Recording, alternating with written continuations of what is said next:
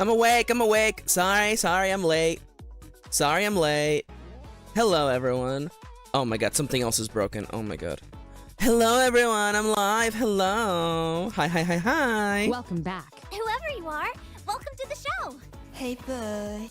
Hello. Please tell me I'm live before I panic. Ah, there you go. Thank you, Chippy. Hi, Chippy. I hope my audio is also not too loud. So, fun fact, hello, everyone. Maxi, why are you late for stream today, Maxi? I'm late for stream today because I thought my microphone was messed up. And then I spent half an hour fixing it, only to find out that it was not messed up. So, welcome.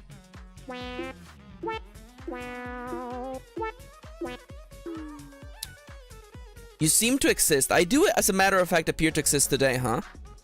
It may be a pinch loud. There's a little pinch for Chippy, okay? I may also be loud because, you know, Chippy, I've had a morning, okay, if you care.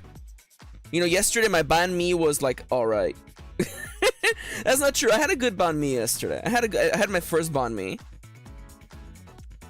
I had my first banh mi, and it was pretty good. I just wish they hadn't snuck like jalapeno in there.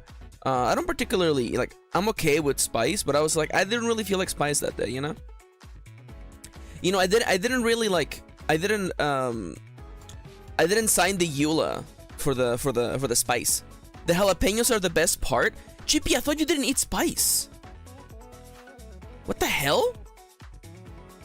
Whoa. Chippy eats spice? I don't know why I thought... Chippy, didn't you say the other day that Takis would kill you? Didn't you say... Chippy, you said the other day that if you had a single Takis, you would die.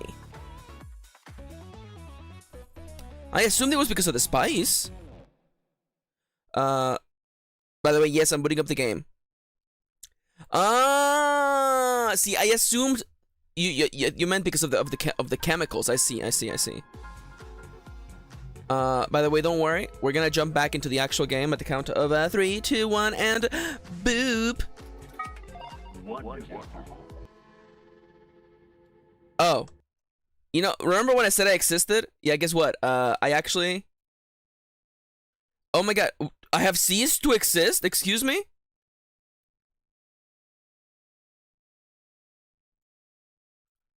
Hello? Hello? What do you mean I don't exist? Also, I've had pho, by the way. Pho? Very nice. Huh.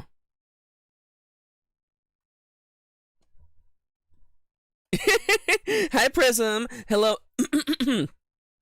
Forgive me, I appear to not exist at the moment, by the way.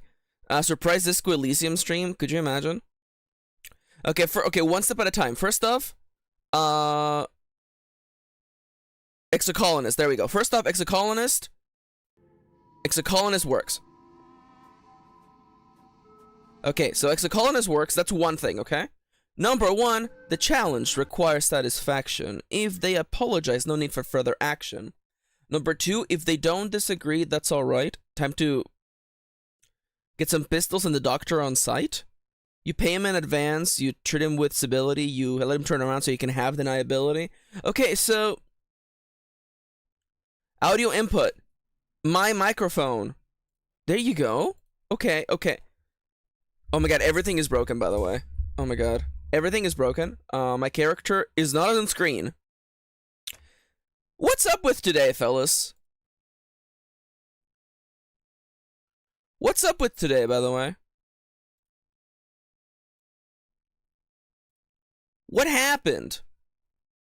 What's happened today? Okay, I'm gonna add a completely new source. It is Friday in California. Spout Tua on it. Spot Tua on it. There we go. Default. Huh.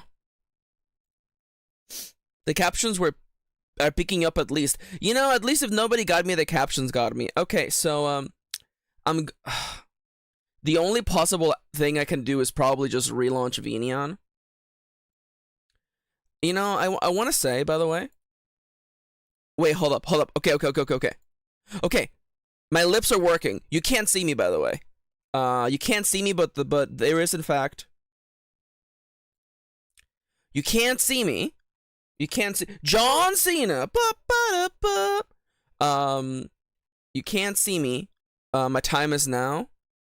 You know what? Hold up. John Cena song lyrics, okay? It's John Cena and the trademark. Your time is up, my time is now, you can't see me, my time is now. It's the franchise, boy, I'm shining now. You can't see me, my time is now. In case you forgot or fell off, I'm still hot, knock your shell off. My money sack fat, plus I can't turn the swell off. The franchise doing big business, I live this. It's automatic, I win this. Oh yeah, those horns you finished. A soldier and stay under. A soldier and I stay under you fightin'. Plus I'm stormin' on you chumps like I'm thunder and lightnin'. Ain't no way you breaking me, kid. I'm harder than nails. Plus I keep it on lock like I'm part of the jail. I'm slaughtering stale competition. I got the whole block wishing they could run my division, but they gone fishing with no bait. Kid, your boy, hold wait. I got my soul straight. I brush my mouth like Colgate. Oh my god. I brush my mouth like Colgate? Is that really the line? Okay, I'm gonna restart Venion real quick. I'm restarting Venion. I told myself, and I didn't externalize, that I was going to read the lyrics to John Cena's My Time Is Now until I got to a line that I thought was bad, and I brush your mouth like Colgate. Check it out, I'm in the house like carpet, yeah. In any weather, I'm never better. Your boy's so hot, you'll never catch me in the next man's sweater. If they hate, let them hate. I drop ya whole clan. Clan? Lay your ass down for the 3-second tan. Oh my god, there's a whole oh my god. I'm halfway through the song. Alright, please tell me that I'm not visible, huh? Okay, so everything's tracking. Hello, Vinion. Hello. Oh my god, I'm awake. Oh my god. Oh my god, it works. Oh my god, it works. Hello, everyone. It's me, your navigator. I'm Kirin. How's everybody doing today? Hello. Okay, we are cutting over to... Oh my god. I'm in the house like carpet. Hello, everyone. Hello. I'm dumb. Alright, okay, you know what? For not preparing the stream in advance, here we go. Okay, get ready. 3, 2, 1. Alright, how's everyone doing today? I would like to formally apologize to Mary, who got up early in the morning to watch this stream 11 minutes ago. And we've had 11 minutes of absolutely zero, and I do believe it is in fact zero Iwate, also known as I was a Teenage Exocolonist. Make sure to talk to everyone about the apocalypse. Oh yeah, shit's bad, huh? Yeah, it's bad? No, captions. I meant shit is bad. I also like Maxi content. Ah, well, I'm glad that, you know, one of us does. This is why I don't respect streamers. Hello, in case you don't know me, the name is Maxi. Pronouns are they, them. How y'all doing today? I am your navigator in the world of Iwate. I am a space teenager going through space puberty. You know, things were going okay until the apocalypse. Also known as the perpetual downfall of America. Am I right? Hey! Yeah, that makes sense. Yeah. All right, hey everyone. Hey, welcome to a nice little respite from the real world around you. I'll be your navigator for the next 3 hours or so. We're gonna be playing this game where everything is bad, so that we can escape from the world where the world is bad. And I haven't said hi to everyone, but first and foremost, hello. It is in fact Friday in California. Pulls out gun says shoot. What did Max mean when they said pulls out gun and shoots? It's a reference, don't worry about it, okay? Space puberty is normal, puberty except in space, it's true. Respite, huh? I mean, like, okay, so Dallas is correct in that, like, this game is stressful, okay? But also, like, you know, I think there's something to be said about being able to safely enjoy pieces of media that make you feel uncomfortable. In times when the world makes you feel uncomfortable, it's a safe place to experience these feelings with zero stakes. Anyways, anybody else watch sad stuff when they're sad? Raise your hand, raise your hand, raise your hand, raise your hand. Put your hand down, stop being sad. Anyways. Alright, first off, hey Mars. Mars crosses her arms and sulks. What is the point of having all these kudos if I can't actually use them, like, buy stuff we need? Like, hello, it's not like I can mail order more supplies through the wormhole. Oh wow, are you saying money is pointless? Wow, holy crap. No, that can't possibly be the lesson of the day. Nah. No, last time I checked, Disco Elysium is not a political game. Anyways. Tangent frowns. I just don't understand, she says. Why now? Why does it keep getting worse? You're expecting there to be an order in the universe. There is no order in the universe. We're sitting on a rock shooting across time and space. Hi, Erasma. I didn't say hi to everyone, actually. Hi, Dallas. Hi, Dale. Hi, Chippy. Hi, Doppy. Hi, Siska. Hi, Mary. Hi, Ronnie. Hi, Chippy. Am I missing anybody? Hi, Prism. Scrolling through. Hi, Nightbot. How you doing today, Nightbot? Hey, nice to see you. Thanks for coming in, Bozo. And shoutouts to all the lurkers, by the way.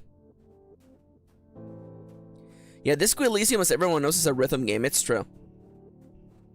Yeah, the way that it dances around political issues, am I right? But you're getting chaotic Max today, because my brain is blended. I spent all day working on a super duper secret project that you are not allowed to know about. So I'm doing pretty well. Brain's a little blendy. Brain's a little blendy, and the blinking is a little bit silly today. But you know what? Other than that, This is examining a bit of rubble, turning it over in his hands. I wonder if we're ever gonna find, like, alien tech.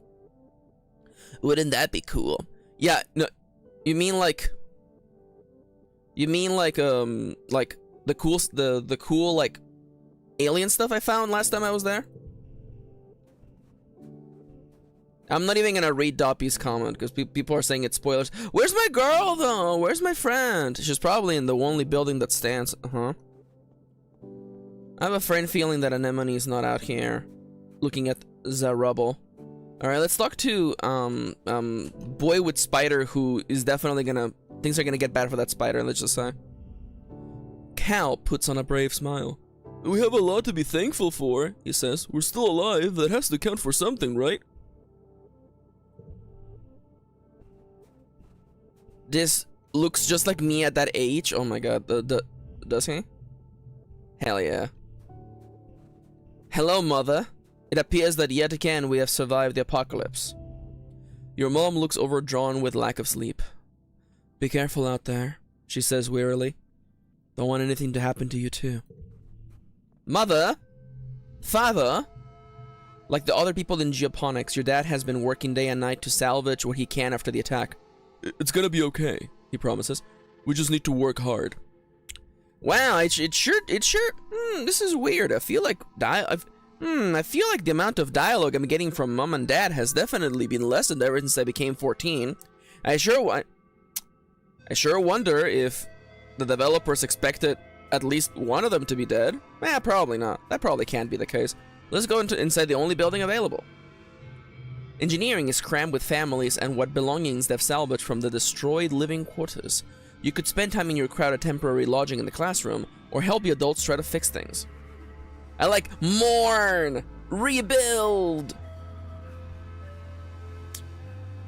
Wait, whose birthday seemed? Nobody's birthday seemed quiet, right? I don't know anything about Cal, by the way. Is your character's mom single? My dad is right there, Doppy. I mean, like, I don't know. They probably wouldn't mind.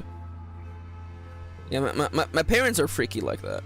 That's not true. Polyamory is not freaky, by the way. I just wanted to make that joke. Straight up mourning it? Not what I asked. I'm not gonna... Yeah, no, it would be absolutely a terrible thing to... Like, I should burn all of my stress, or I should gain as much stress as possible. See, here's Maxi giving you like real life advice, by the way. Make sure to maximize the amount of stress you're gaining before you take any rest, by the way. That's why I'm waiting to do some self-care, you know, because I want to make sure to maximize the amount of heartbreak that I'm taking in, you know. Let's rebuild. The first month of quiet passes, each day plodding one after the other. You'll still have trouble sleeping in the classroom barracks, but there's nowhere else to go. Every day you wake with the others and try to make the best of it. Grief and anger come in waves. Not just for you, but for everyone. Some days are better than others. You're assigned to help rebuild the walls. The first part of the month is spent just dragging away the wreckage, sorting it into salvage and recycling. By the time that's done, crews disassembling parts of the stratus have delivered enough salvage that you can begin work patching up the walls. A sense of urgency permeates the crew. After everything, people need to feel safe. This is working the crew with you, something he does begrudgingly. Walls didn't help the first time, or the second time, or the third time, or the last time. We should just tear them all down and live like the animals do. If people planted a bunch of buildings on my land, I'll be pissed off too. Yeah, okay, sure thing, this. You want to take off all of your clothes and just start smearing, you know, start flinging poop at each other? We live in a society, this. By the end of the month, you've made noticeable progress. Why is this voicing over the section of the game? There are other priorities and not a lot of construction material, but when the last year's mushwood harvest is done drying out, you'll be able to do more. Even if this is right that it didn't help the first time, it's better than nothing. Alright. I would like all my... Keep between rounds. Oh, +2 for every gem on the board. Let's go. We do a little bit of this. We do this, and boom. That's just enough. That's better. 2 stars, not bad. Bunch of toughness, doesn't matter. Oh yeah, a morning! So I get -1 to all the, what, the freaking... Also gets reduced by 1 for 3 months! But I was a hero. The sun's finally dawn... The sun's finally dawn again on your birthday. You wake early and climb to the top of engineering to watch the first sun's watery rays break the horizon as the wormhole recedes across the sky. Dawn should represent hope after a long period of darkness, but this light only reveals the full extent of the damage to the colony. You've been having trouble sleeping like most people. It's hard to find rest, crammed into the classroom with all the other kids and their families, and every time you close your eyes, you shake your head to clear the memories. You pull your blanket more tightly around your shoulders. Not your blanket, that one's gone, and stare out as the sun rises on the horizon, meager and sickly. Hey kiddo, you here? Then your mom comes and sits down beside you. Thought I would find you here. You both sit in silence for a while, watching the sunrise picking up all the broken glass littering the fields, glimmering like a field of stars. After a few minutes, your mom nudges you with her elbow. So, she says, your first apocalypse, huh? She huffs, smiling self-deprecatingly. First one's always the hardest, she sighs. When the first colony was attacked back on Earth, I thought that was it. Everything my parents told me about, the power of community, all that. I thought they were full of shit too. She turns and gives you a serious look. It's okay to be sad right now. And mad too. I'm mad as hell. I want to get out there and rip every goddamn mushroom out of the ground. And that's keeping me going. For now. But that's not going to be forever, Maxi, she continues. Eventually that sadness and rage is going to cool, and you have to figure out how to feel after that. She points at your chest. Hope lives here, she says. It's the human condition. We just don't know when to give up. Dallas says, this conversation really gets me after recent events in my personal life. I feel that. Your mom squints into the sunrise. I had to figure out how to have hope. too. I needed it to get on a busted-up spaceship with your dad and launch myself through a wormhole. Hope is why we had you. She smiles. Things work out in unusual ways, Maxi. It just takes time. You watch the sunrise together for a few more minutes. After a bit, your mom pulls out a little box tied with a piece of gardening twine. Your father and I, she says. Happy birthday. Oh, from your father and I. Happy birthday, kiddo. A sun medallion too! Oh my god. +5 to challenges. I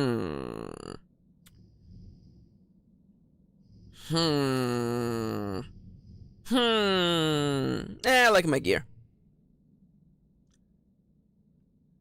Imagine if your parents got divorced on your birthday. Siska, are you telling us something? You know what it is before. You know what it is before you open it. Your old medallion, the one your dad made with the sun on it to represent Earth, was broken during the attack. In all the chaos, you didn't even notice, but your parents did, and they made you a new one. It's just like you remembered, a similar design with a wormhole this time to represent Bertumna. You thank her and squint out at the swirling wormhole still barely visible in the brightening sky. It's so massive and awe-inspiring this time of year, but it always seems to hurl to disaster. You're happy to watch it fade away into night, into daylight. Your mom lets out a dark chuckle and slaps you on the back. What a birthday. Here's another one, right? You both head back downstairs to the wreckage of the canteen, where they put up temporary roofing with whatever tarps and scraps could be found. Oh my god. Oh my god. Doppy says, my parents getting divorced on my birthday would be the best present they could ever give me. But I'll settle for any random day. Fair, fair, fair, fair, fair, fair, fair, fair, based. The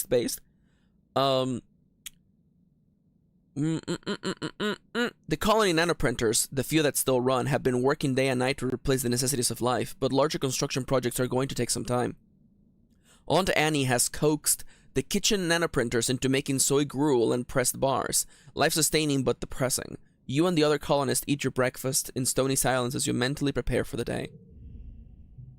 Chief Administrator Seek has taken over as interim governor until the council can elect someone new. Last week they held a mass funeral for everyone who died. There's talk of turning the stratospherics destroyed front half into a memorial shrine after everything useful has been salvaged.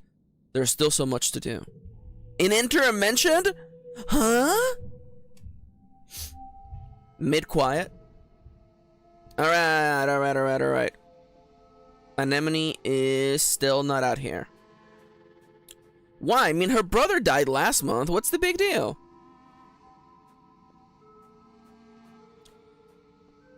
Maxi, was that a joke? That was a very tasteless joke. Yes, you're correct.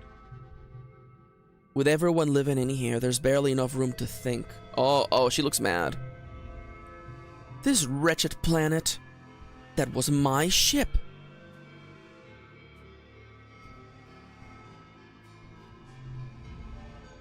What do you want? Damn, Jesus Christ, everyone's having a bad time. Maybe the new colony can have a hoverboard park. That'd be pretty cool, right? Hey, Mother, you have any lines of dialogue? Even though the fact that you might have been expected to die earlier? Everything gone in one night. It's gonna be okay. Papa can fix this. We can really only afford one line of dialogue for each parent. And that's it. Onwards we go. I'm probably gonna keep rebuilding. I can probably mourn once, you know. So the mourn is just minus 100 stress, and I'm perfectly okay with dealing with this. You're assigned to help out in Japonics. The agriculturists have been working hard at trying to salvage what they can of the ruined fields and the destroyed greenhouses, but there's still a lot of work to be done. Your mom is in fine form in her role as chief cultivator. She would never admit it, but managing a crisis is what she's made for. Okay, alright. I'm gonna stop being in pain for no reason. Welcome back to a little segment that I like to call Maxi just talks about personal stuff for 2 seconds. So it's been getting really cold, and I've had a really stressful last week and a chunk. And whenever those two things combine, I get terrible, terrible, terrible pain on my left knee. Call it being old, call it whatever you want, but I'm going to listen to my wife's advice, and instead of just bearing with the pain, I'm gonna just take an ibuprofen and enjoy the stream instead of just being in pain for no reason. Take this as a little advice from your little friend Maxi. Oh my god, I cast ibuprofen on you. I think that was a joke from the other day. I love the idea of a wizard that is just like, haha, I cast ibuprofen on you. Hey Maxi, there's lots of stuff to do. What do you want to work on? There's no valor in not taking pain meds. It's true. It's absolutely true. It's absolutely true. Normally I would have taken it completely silently, but you know what? You should not. You should. I'm the kind of person, I hate it when people are like, do as I say, not as I do. And I'm like, then your advice means nothing. It means nothing. Ooh. I realize if I do this, I'm like shoving my hand into my face. Alright. Probably something to keep in mind for the next time I redo the posts. But anyways, I would like you to do as I say. Because I do as I say. And as I do. I would like to... You're welcome, Dappy. Hey, Maxi, there's lots of stuff to do. What do you want to work on? Let's repair the greenhouses. The geodesic domes, miraculous prefab modular structures your parents brought from Earth, are in shambles. Much of the glass and metal is beyond repair, destined for the recycler. You and Cal help clear away the debris, and when that's done, you help drape tarps over what's still standing so that the drifting spark snow doesn't pile up inside and affect the soil acidity. Anything that can't survive outside a climate-controlled greenhouse needs to be harvested and sent to the kitchens, so that it can be preserved. Canning, jarring, dehydration, ancient techniques you have learned about in school but didn't think you would have to put into practice so soon. Let me just, now that we're talking about doing things that need to be done, let me just really quickly look at my model. And let me just, I realize that I don't have the blinking linked. I do have blink eyelids. Yeah, then why aren't you? Huh. Weird. Anyways. Everyone is worried that this will be the final nail in the coffin for your food supply after the famine last year. You try not to think about it too hard, instead focusing on just doing what you can to help rebuild. Rebuild the colony? You got it. Alright, plus one slot will turn cards physical, okay. -1 kudos. I mean, I don't even feel like it matters. We're so close to having bought that gun, by the way. I mean, I do also just straight up have red cards, though. Oh, this card is so baby. I guess, you know what? I could just literally just take this instead. But what about doing this instead so that there's, in fact, 2 pairs, and there you go. This is probably the maximum score. It's not! Probably the kudos would have probably gotten me faster. Gotten me more there. Oh, I'm so close to that gun. It was 300, wasn't it? 300 buckaroos. You're eating in the mess tent when you hear something rumbling. Your bowl and cutlery start rattling. People look around in alarm. Could it be another attack so soon? You begin to hear shouting from outside. Someone runs into the tent.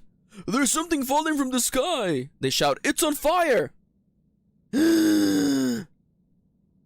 Escape pots.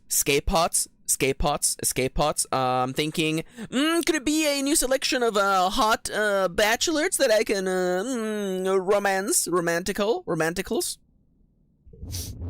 You join the crowd of people leaving your temporary structures to gather in the colony square. It's a fucking space marine. People are squinting up into the milky quiet sunlight, pointing and gesturing wildly. It's impossible to miss the thing hurling towards you from the space, like a great big ball of fire. Coming straight towards you! Is this it? Is this the end? After all you've been through, a meteor is gonna land on the middle of your already ruined colony and kill you all? Another ship? Man, really wish I'd gone to school. I Didn't even know there were other ships. Mars grabs your shoulder. It's another ship!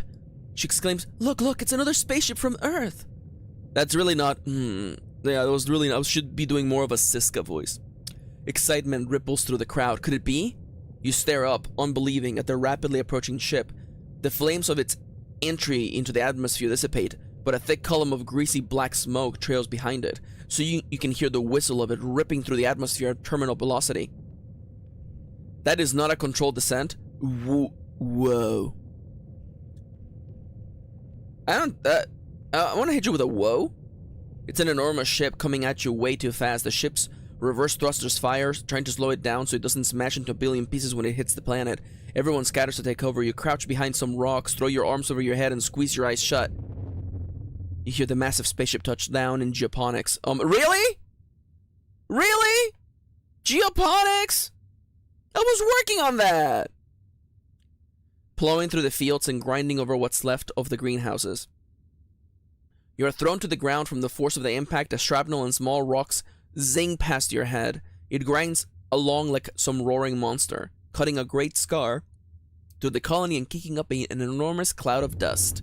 Finally, the ship comes to a creaking, shuddering halt. You and other colonists carefully crawl out of your hiding places. Coughing and rubbing your eyes, the new ship is half buried and obscured by dust, but you can tell it's from Earth. You squint to make stenciled letters. Heliopause. Heliopause? A hatch opens in its side and silhouettes begin to emerge. Silhouettes with guns! Oh no. Oh no, they're not friendly. Oh no, shit's bad. Soldiers march out of the dust and quickly surround all of the remaining colonists. More soldiers from two parallel lines from the ship. More soldiers form two parallel lines from the ship to the square, their guns in parade rest, and a lone figure strides down the center towards you. Oh, the cheapy ass design. Look at this cheapy ass design. Oh my. Greetings, fugitives of Earth, the man says, spreading his legs and arms wide. A dismayed murmur ripples through the crowd. The adults exchange significant looks. Chief Engineer Instance tries to slip out of the crowd, but she's stopped by the line of soldiers. Thanks, Instance! Thanks for freaking leaving us out to die, Instance. Okay. The man smiles. He has a broad, easygoing smile that doesn't match the threatening aura of the soldiers. Nor the smoking... Not that chippy. It's, you know, chest hair, harness, cunty. I am Commander Lum. Lump in my pants that you should grab. I am Commander Lum, as captain of the Helium Pause. I have come to render aid and bring you to justice. Wow. He sounds like an asshole. I'm not gonna abandon my parents. Seek steps forward out of the crowd. You are not the commander of the Heliopause. They say firmly. Governor Uticott was expecting Commander Morikawa. Everyone is surprised. Uticott had been in communication with the ship for how long? I am captain of the Heliopause now, after I gave the other one a little bit of this. Wait, whoa, hold up. Mary says in chat, Lum is named after the baculum, the penis bone in animals. Yeah, that makes sense. Wow, so he really is a dick, huh?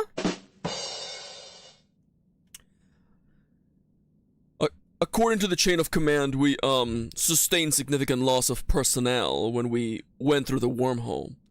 You can't help but notice many of the soldiers exchanged looks this time. You wonder how many people had to die before Lum became commander.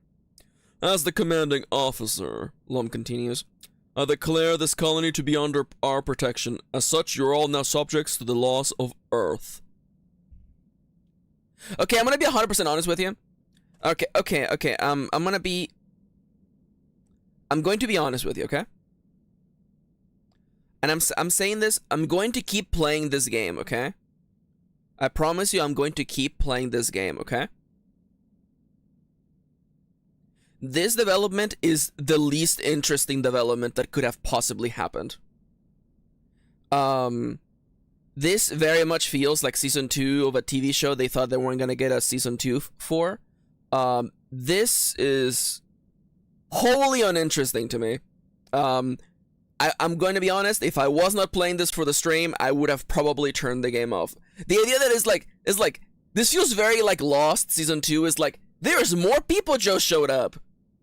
And they're taking over. And we don't have to worry, and we also don't have to worry about all the food that we don't have. Oh my, I was like, how are we gonna fix the problem about not having food or defenses? And then it comes the second ship. A second ship has just hit the Vtubers. And I'm like, I mean, like, it's fine. It's, you know, again, you know, maybe this game goes other places, but this is definitely like, I guess I've been excited for like 2 weeks to know how we're gonna like pull ourselves up by our bootstraps. But I find this development a little bit uninteresting. So now I thought we were the last people of Earth. You know, I should have probably gone to school at least once. That's on me.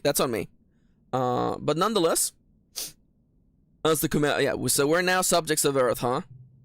I do see kind of looks like they're like gesturing to Lum's boob. It's like, and here I present to you the boob. Seek bows. Now, they stammer. There's no need for dramatics. We are a diminished colony. As you see, Governor Utica died in the most recent attack. Oh, and Big Maxi, thank you. I forgot I was still Big Maxi. As you can see, Governor Utica died in the most recent attack. After all, we're quite leaderless. Lum's eyes search the crowd, landing on your mom. She stares right back at him as if daring him to say something. You notice Chief Engineer Instance is being held with her arms behind her back. She glowers at Lum with unbridled hatred. Lum turns to the assembled colonists. Well, why don't we fix that? He declares. Say hello to your new governor. You hear a few gasps of shock and outrage, and Lum raises his hands placatingly. Let's not pretend you don't need our help, he says, and we cannot simply arrest you instead, but there's no need to demoralize your little current colony further.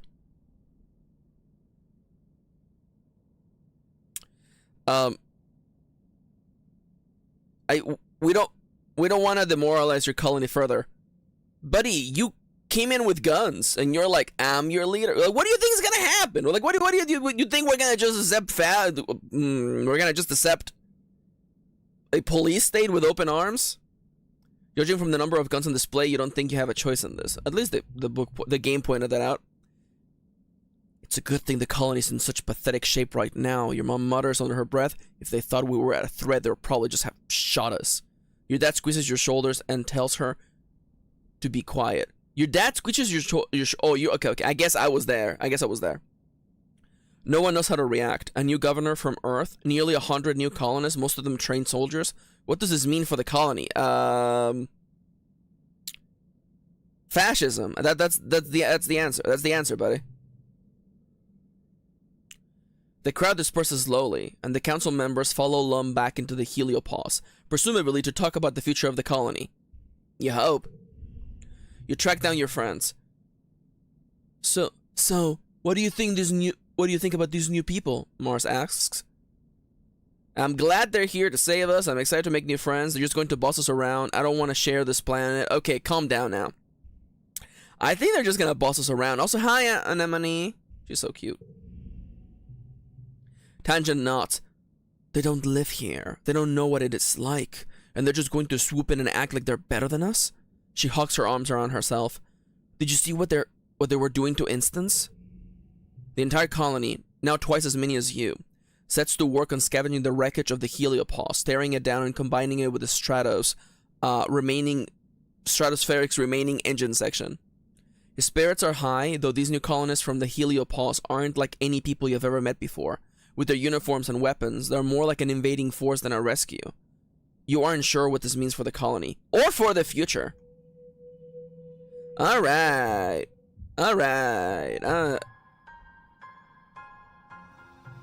As the dust settles, you rebuild your colony around this new ship, the heliopause. The new arrivals, soldiers mainly, are aloof at first. Many see you as fugitives. Together you build new walls, living quarters, greenhouses, and a massive bunkered garrison. The Stratos engineering wing is the only remainder of your old colony. The Heliopause brought enough rations for another 5 years, as well as a rich seed bank and war. So this just fixes all the problems then, right? So this just fixes all the problems? We have no problems. There's just no problem. I'm getting whiplash. I'm getting whiplash. I'm getting whiplash over here. I'm not gonna lie, I don't know how I feel about this complete and sudden like change on like what we were doing and what was going on. Siska says, Maxi, please tell me if I ever do this in D&D on accident. I will tell you. Yeah, I'm like, so you're saying that everything we've been doing up until this point doesn't matter anymore, huh? Oh, this is probably the reset point of the game so that all the timelines converge on this very same point, huh? This is the Telltale games. You finish episode 1, and in episode 2 we don't reference any of the choices you made, and it's a completely new location with new people with new things. Okay. I don't hate the game. I think this is a nice game. This is like very much max poison. I'm like, so we just don't have any problems anymore, right? All the stuff that we struggled with before, it doesn't matter anymore. Someone just came in with all the solutions to all of our problems. It doesn't help that the idea of like surviving and making do in essentially, you know, shipwrecked on an island. Like this is the kind of stuff that I love. Like this is straight up like one of my favorite kind of stories. I read the story of Robinson Crusoe when I was little, and I very much love that idea. It's one of Maxi's favorite go-to, you know? The Lost in Blue kind of DS game of like, you're just making do on an island. I love that. So this particular plot twist, again, as I'm saying, this is very much max poison. You know, I'm gonna keep playing. A full stomach, a roof over your heads, and the promise of safety convinces most Exocolonists to accept the Helios. In turn, the Helios decides the Jew criminals pose little threat.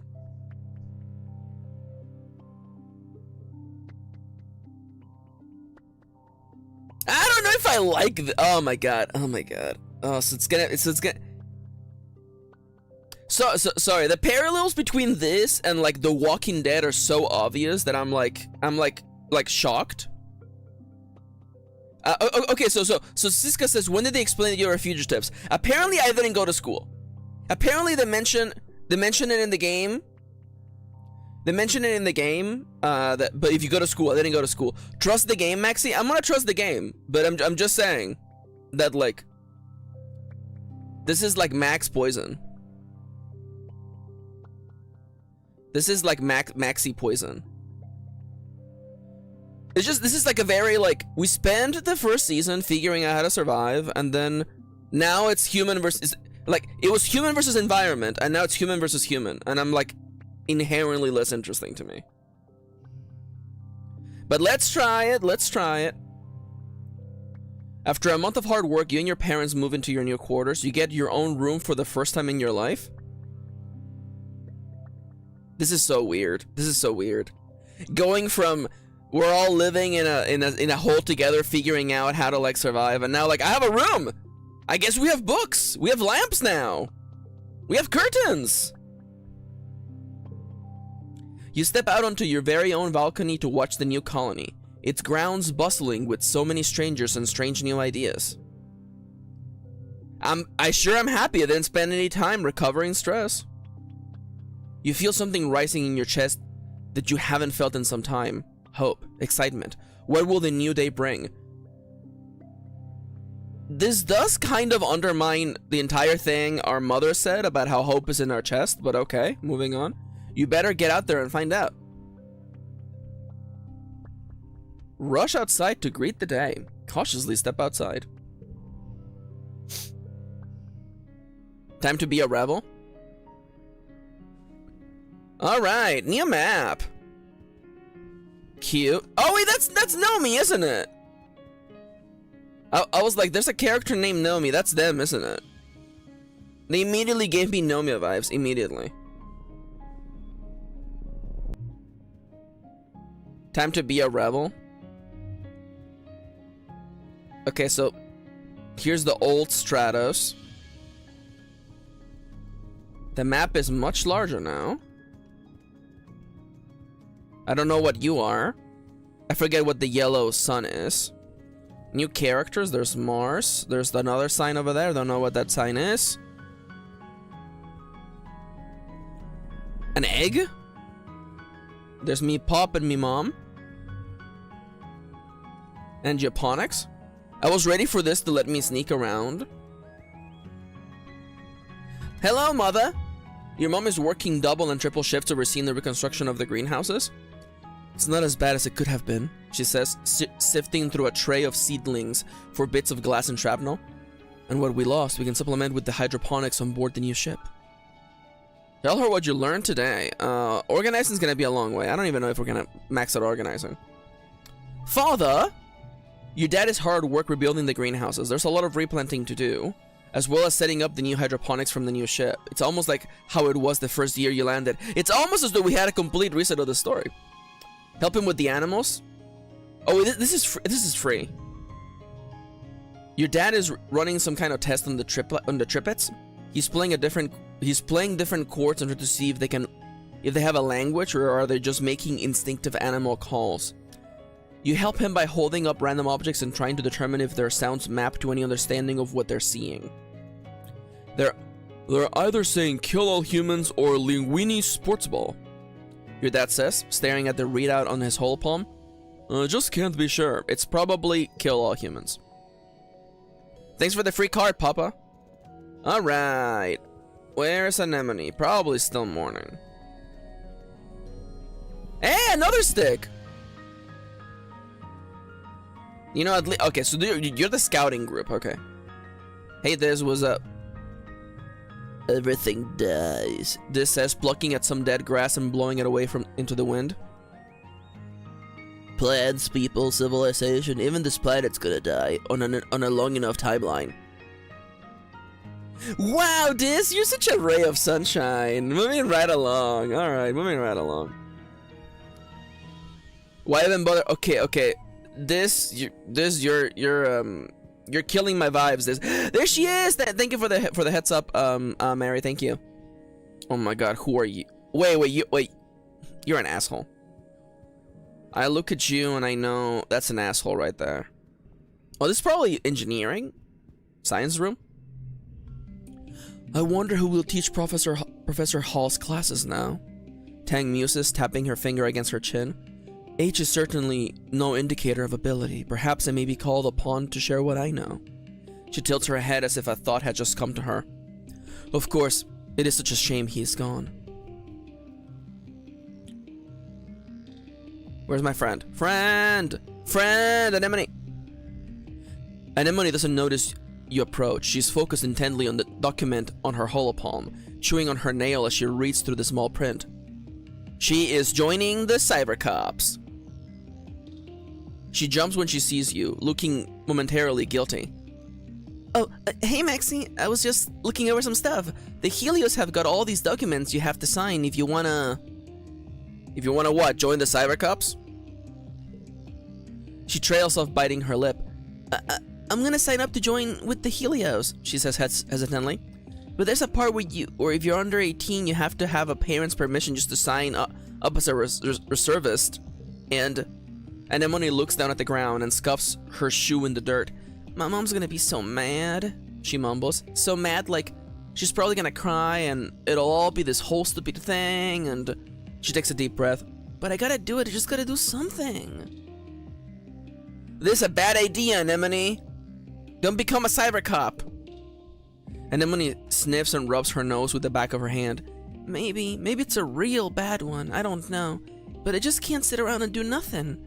The next time those aliens come, I want to be ready for them. The next time they do what? I'm not gonna get caught off guard again. And then when he says, setting her jaw, when they come back, I want to be able to fight with everything I got. No one else is to die like Calm. I can't believe the game said the C-O-M-E word. And then when he gestures angrily to dismiss the hollow screen and puts her face in her hands, she crouches down small, pressing her head against her knees, and takes an anguished breath.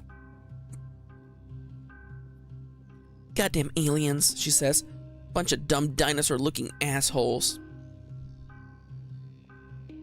I mean, they are a bunch of dumb-looking dinosaur assholes, but like, you don't have to do this. You tell her there are other ways to help besides fighting. She stands up and rubs her eyes. Maybe, she says, but this is my best option. I'm not gonna let them take away anyone else. Alright, asshole number 1. This new boy, he's an asshole. He's an asshole. This guy, I read that as being short for bigots, and I was nodding along, but pigs also works. This new boy from the Helios is a couple years older than you. He's very handsome, says who? And the missing arm gives him a heroic battle-scarred vibe. Does it? Does it? Does it? He could have been born with a bad arm. I don't know. Is the writing telling me how I should be feeling? Huh. He stands tall and ready. Sorry. So writing Maxi is like thinking of like 10,000 things to say, but you know what? I should just play the game. He stands tall and ready for action even though it's a normal boring day. The other recruits milling around the garrison give him a wide, respectful berth. He sees you staring and gives you a curt nod. My name is Vase, Lieutenant Olivasius. He says, considering you with a glint of challenge in his eyes. And you are? How do you introduce yourself? I'm a kid.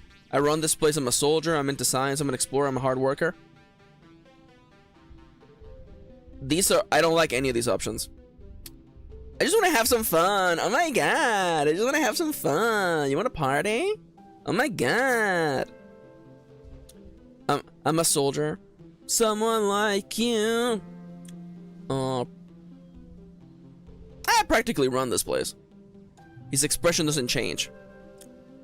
Is that right? He says. I'm gonna make it a little bit like, with the air of a boy who's hard to impress. Nice to meet you, Maxi. I hear it's been a rough couple of years for the colony. Lucky thing our heliopause came along just in time, he continues. Don't worry. We have some of the best soldiers, the very best. We'll keep the colony safe. Are you one of those best soldiers? We train as a team, but Vase says, then clears his throat. Yes, I've won more than my share of 0G judo matches and virtual riflery tournaments, even competing against adults. Wow, you're pretty cool. I'm not flirting with him. I bet I could take you, though. Vase says doubtfully. Well, you're welcome to try. I hope to see you at self-defense classes. Yeah, well, I have maxed out stats, so, get ready, loser. You gonna get got. Alright, new kits. First off, old kits, though. Old kits, same as the new kits. Call is kicking a small ball. A small beanbag into the air. Try not to let it touch the ground. He's not very successful. The new kid, the dog boy, Rex, showed me how to play this. I don't really think you should be calling him a dog boy. That seems like a bad vibe, Call. Call, he's a boy. Calling him... Did he call himself a dog boy? That's weird. He says, groaning as the beanbag hits the ground again. It's a little harder than it looks. Want to know a fun nature fact? You tell him about the time Tang brought a skunk bug for show and tell him biology and got scared and made the worst, most smelliest, grossest stink you've ever smelled, and then everyone thought Tang had farted. That is pretty funny. Then Professor Hall had to clear out the whole room and it took weeks to get the smell out of the beanbags and it was just gross. How would you not know about that, Cal? Okay, I remember that. Okay. He thought I made that stink. Hey, Mars. OMG. So I was making out with one of the Helio kids. Don't make that face, Maxi. It's no big deal. And she said that they're not allowed to use their nanoprinters for anything except uniforms. She holds her hand to her chest. Excuse me? No wonder they're so boring. Clothes are the window dressing to the soul, Maxi. I mean, like, alright. Yeah, that's fair, that's fair. Alright, okay, dog boy. The colony is full of new people. Everywhere you look, you see a stranger. It's disorienting after growing up in a closed spaceship. You never expected to meet any other humans that weren't made here on Vtubers. You bump straight into one of these new people. While you're jogging through the colony, oof, he laughs and holds you steady, brushing the imaginary dust off of you and giving you a wide-fanged smile. Hey, it's one of the kids from the Heliopause. You think his name is Rex. Hey, what's up? You play it cool, give him a little nod. You notice he's wiggling his dog ears. They can really move independently.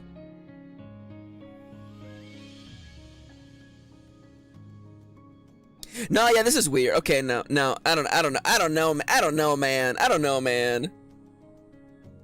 know. Wouldn't it, I mean, okay. Okay, here we go, okay? Aren't they just still human ears, though? Like, he isn't part dog. He's just the... Everyone has a genetic mutation with them. Like, everyone has, like... an augmentation, right? They may be dog-like, but they're not dog ears. They're human ears. He's not... This is weird! This is weird! This is weird! Just, you notice he's wiggling his ears. Yeah. They may be dog-like, but they're not dog ears. That's such a weird way to phrase it. What's his voice? I'm pleased to meet you. Name's Rex. Wait, what's his augment? Is it just dog ears?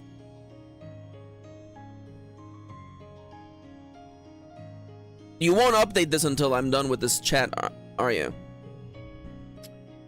Hey, it's nice. Hey, since I'm new here, do you think you could help me with find the construction yard? I thought I might apply for a job there. I'll take you there. You walk him over to command. Everything's moved.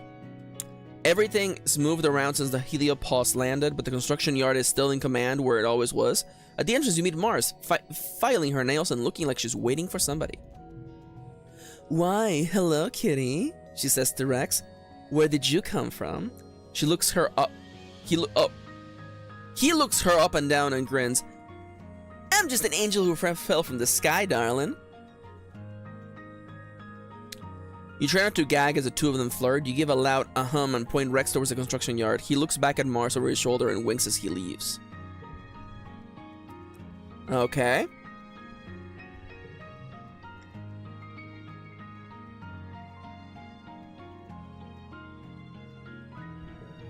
Moving on. No, no, shut up! Shut up! Shut up, Dallas! Shut up! Shut up! Shut up! Shut up! Shut up! Shut up! Shut up! Dallas says, do you want to guess what his favorite gift is, Maxi? No. No, I don't want to know. I don't want to know. I don't want to know. I don't want to know that it's the stick. I don't want to know that it's the stick. I really don't want to know that it's the stick. Oh. Fellas, I'm losing it, fellas. I'm losing it.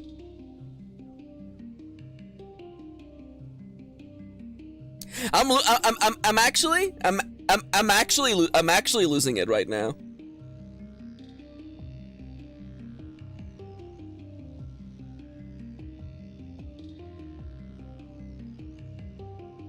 We had a character die last session. Like, in game time, that was an hour ago. And there were stakes, and things were happening.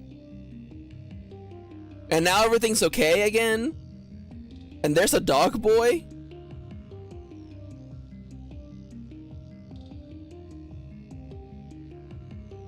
Hi, Chippy. Chippy. How's the rice coming along? Having a good time? Anyways, we found Nomiya, by the way. Oh, they are them. Let's go.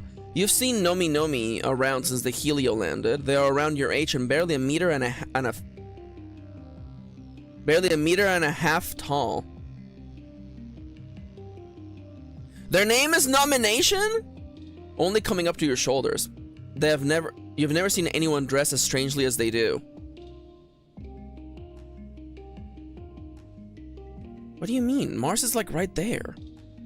Mars' clothes is like half of it is like fucking see-through. What are you talking about?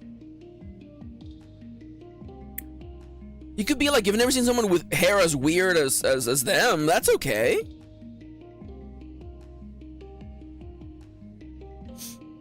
Now, I will say, we did talk about this, I talked about this on Nomiya's stream.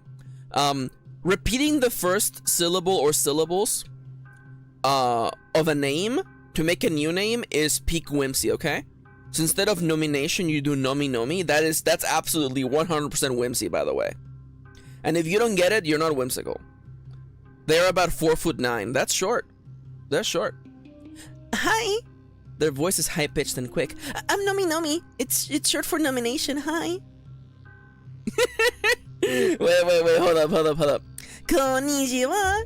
Hi. I'm Nomi. I'm a baby. They do a little twirl and bow. You introduce yourself as... Ask about their gender? Ask it. What do you mean? Huh? Why? What's happening? What's happening in this game? There's never been a... What's happening in this game? Oh, no miss awake. Just as I'm hating this. I'm hating full reset Maxi for the player straights.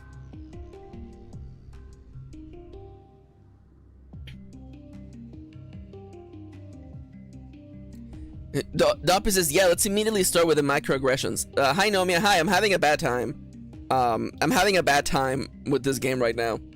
So what gets me is that this isn't the first non-binary character that's been introduced, and we haven't really had a chance to like misgender anyone. Right then, you're one of them non-bonaroos, yeah. Their outfit isn't even that weird. Lum had a full-on like double breast-chested chest hair boob window. I don't get. Did someone else write this part of the game? What happened? What's going on? Maxi's going through it. I'm going through it. Lumps says his lumps. Yeah, I already made that joke. I love that. I feel like I've spent more time getting through the last 5 text boxes than I have the entirety of the game.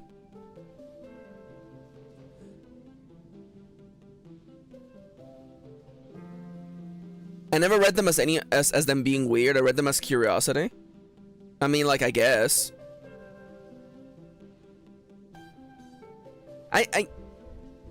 Is weird.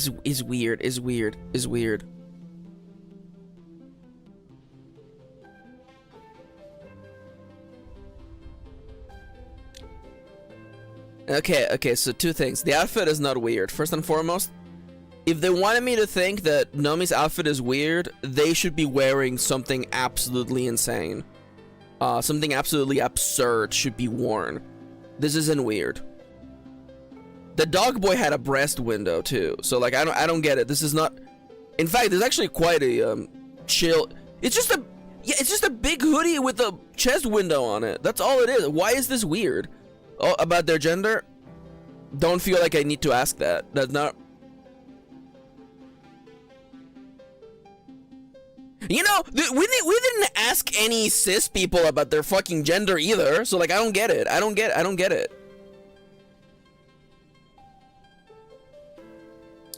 I will like to Nomiya, you need not.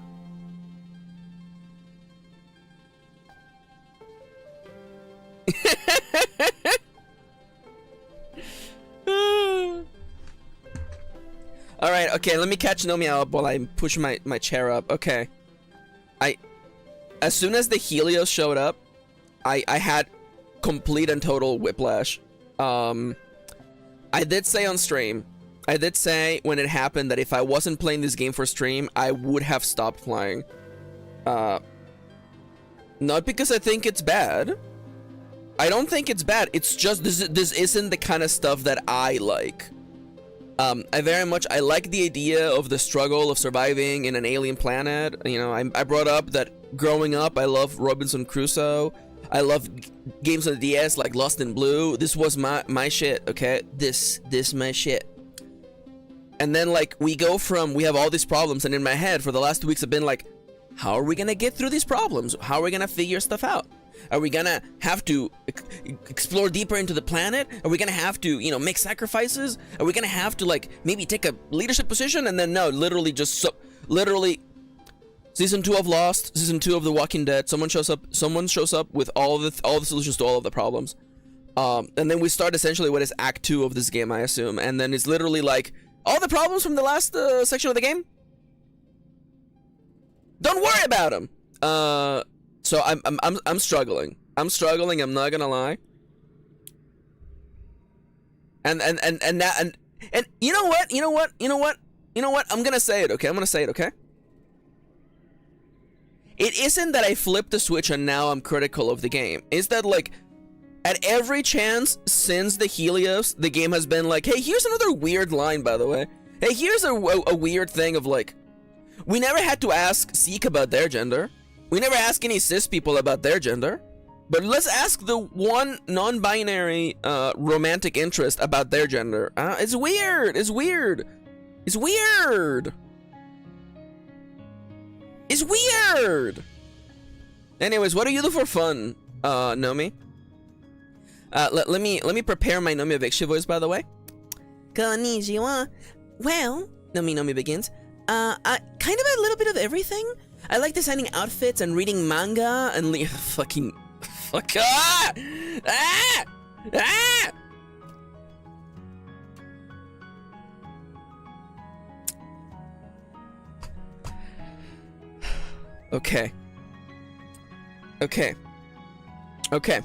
And learning about dinosaurs?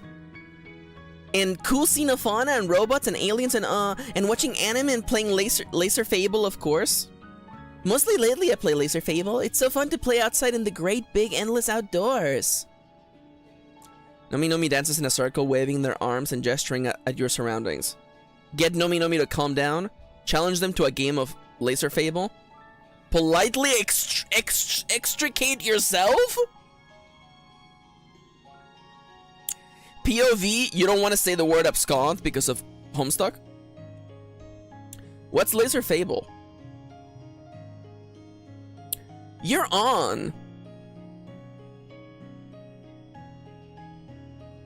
Nomi helps you install on your holopalm and explains the rules. Laser Fable is an augmented reality game where you bounce hologram lasers off of real objects nearby. It's speed-based, so you're running around and bumping into each other, and there are extended house rules about when it's legal to block each other's lasers. Alright, I'll kick your ass. 3 rounds, huh? +1 to red card. Skip between round. +1 to this is the highest value. How do we do this? I would like to keep all my gems. So you know what? Let's start. Oh, 63? What if we did just a bunch of 4s, huh? I would very much like another 4. Alternatively, a 5. Okay, 23 for the last round. That's a lot of cards. A 4, a 4, a 4. Someone remind me that I have to trim my deck. This is way too many cards. This is way too many cards.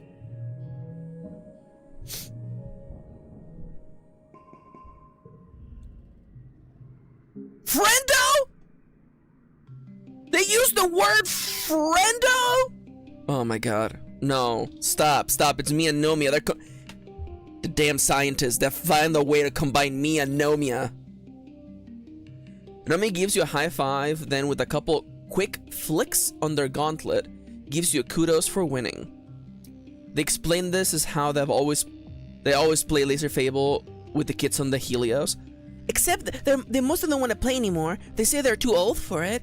They just want to be soldiers now, except Rex. He's still cool.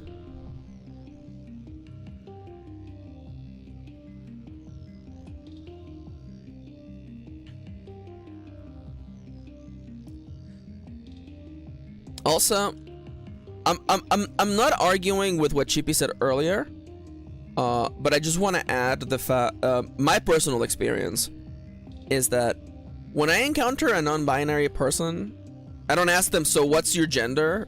Like, you can look at someone and be like, oh, this person is queer as hell. Ask for pronouns maybe, but be like, hey, can you please tell me about your gender real quick? Such a weird question to ask. Okay, so what stats do I need? I'm basically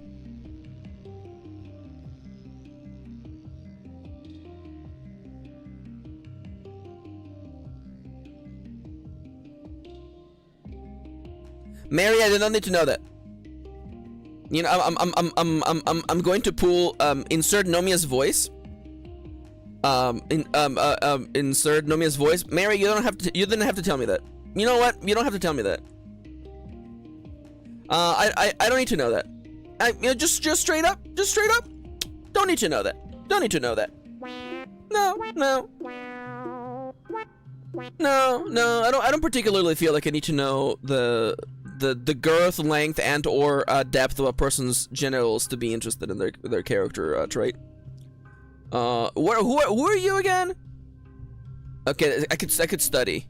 I mean, good for him or bad for him. I don't know. People assume that having a big dong is good, but I don't know. Life is complex, man. Supply depot. All right. I do very much want to get myself that gun. Oh, what do you have? Am I gonna work? Okay, I would like to keep studying biology and level up my bravery.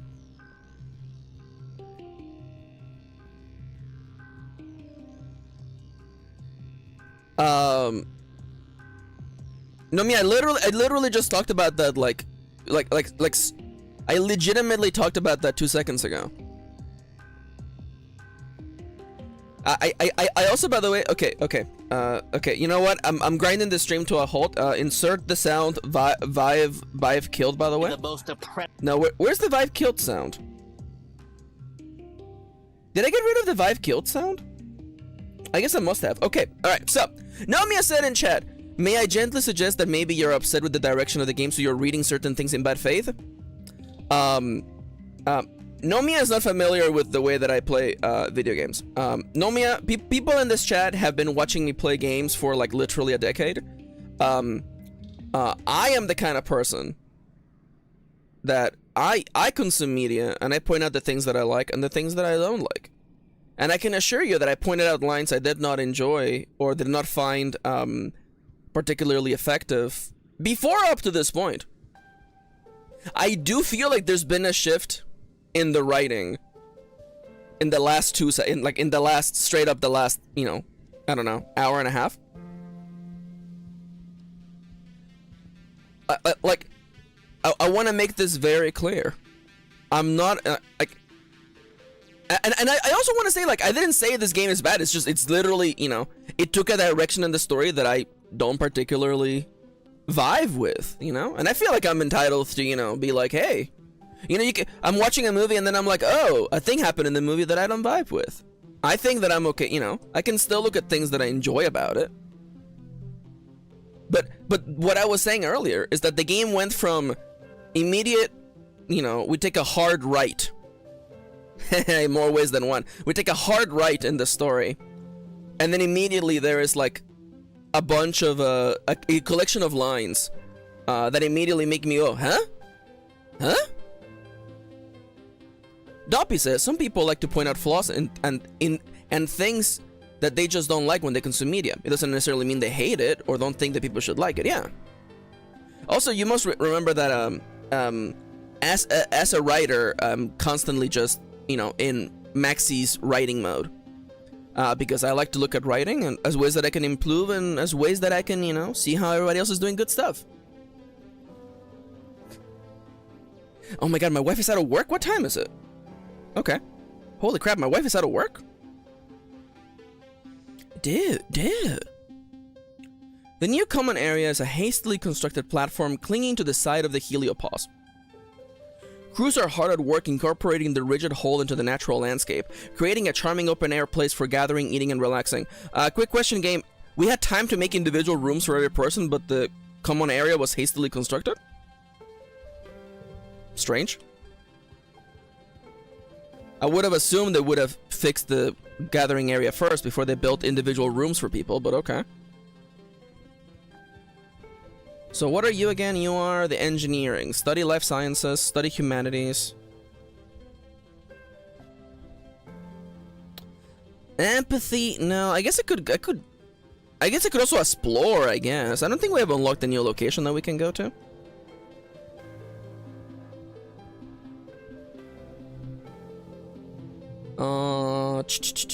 The Helios have replaced the old garrison dojo with a huge underground bunker.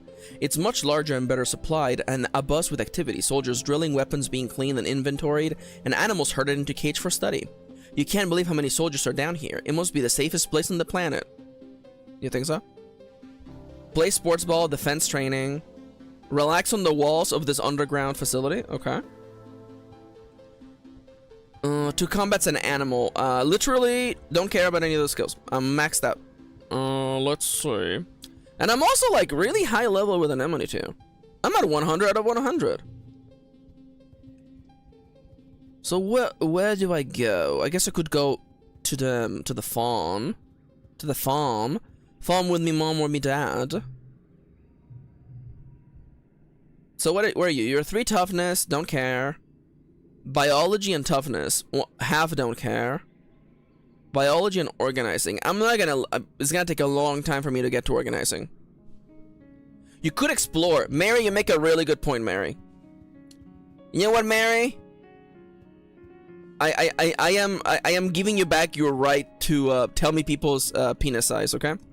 You know, Mary, look in your pocket. I've given you your gun and your badge back. That's right, the gun is shaped like a penis. And so is the badge, by the way. Forage in the valley. Yeah, let's forage the valley, why not?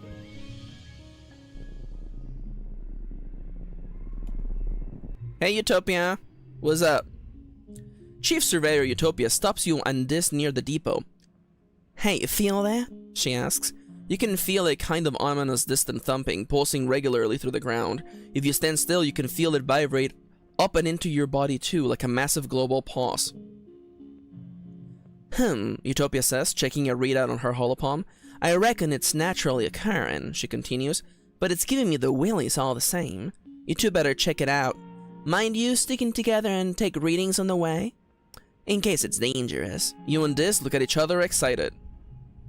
You follow the thumping, now an audible noise growing louder west until you roughly triangulated the location.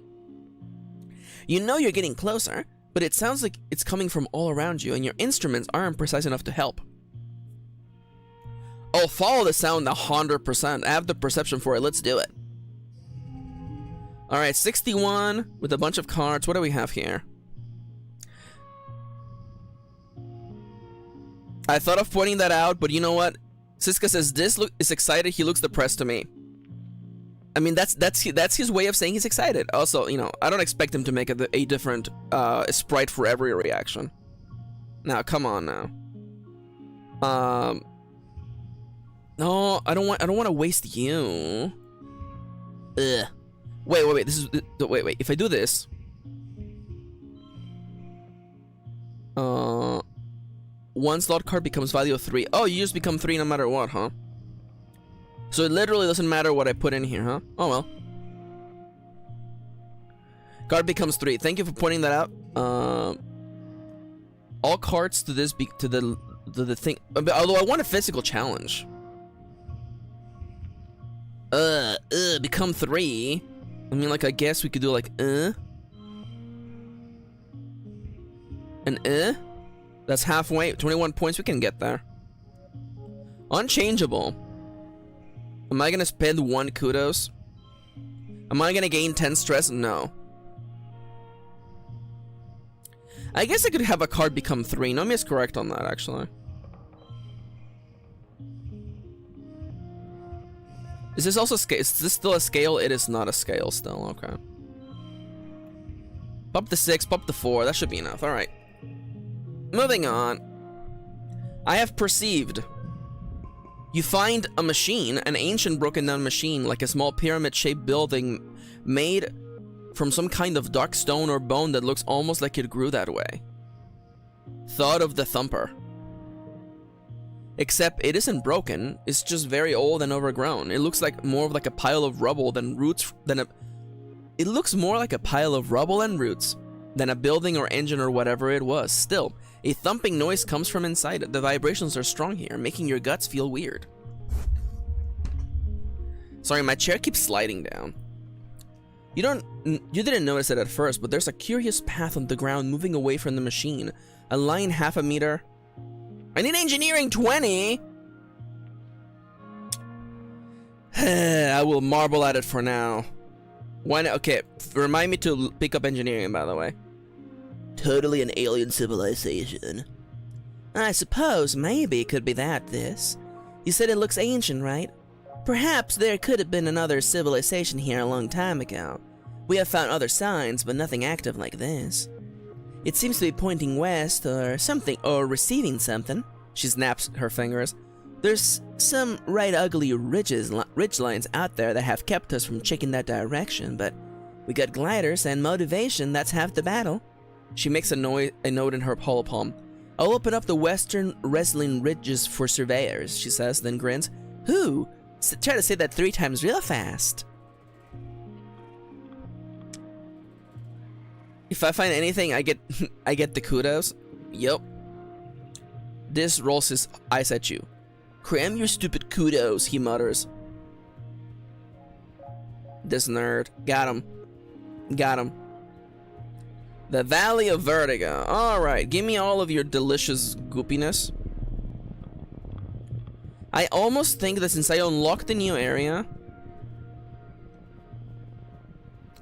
I almost wonder if I should grab all the items, head back, and not burn all of my energy, since I'm still at 0 out of 100. I'm strongly considering it. Although I guess I also kind of want to see about that area with the Thumper. I guess you know what? I'm gonna burn out all my energy. Although there's also the other thing, the other thing that's in here.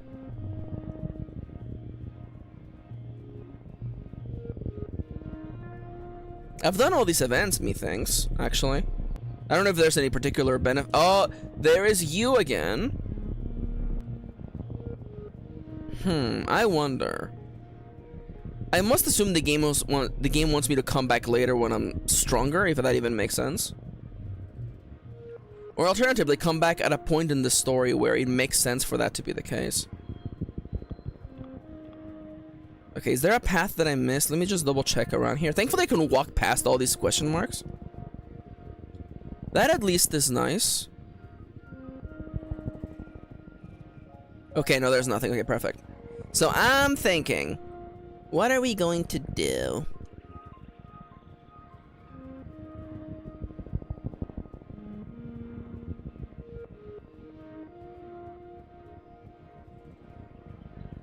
Okay. I guess I'm already here. I guess I might as well just try the exclamation mark. You know what? Scumming Maxi appears at last. There we go. You spot a termite-like creature digging in the dirt here. It's engorged. Nomia says, permission to post my favorite and silliest CSP wiki quote? Go right ahead. Its engorged abdomen digging along behind it. A quick perusal of your Hellopedia tells you that this is a juvenile The Squeeger Queen. Once she finds the right place, she'll root herself and work on incubating the next generation, her sponge-like abdomen swelling with larvae and sweet royal jelly. It'll be impossible to move her without killing the hive. This might be an opportunity to capture a living hive. Maybe you could convince it to take root in one of the barns in the colony, giving the colony a source of honey without so much dangerous foraging. It spits acid if you get too close, and they have a nasty, powerful beak. No wonder no one's managed to catch one. Just pick it up? I mean, I don't see why, I mean, I'm 100 for either one. Let's try to trick it. Although, actually, I do realize that I said that I'm the strongest teenager in the whole land. So, let's just pick it up.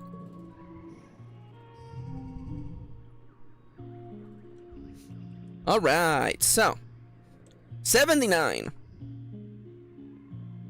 That's a lot.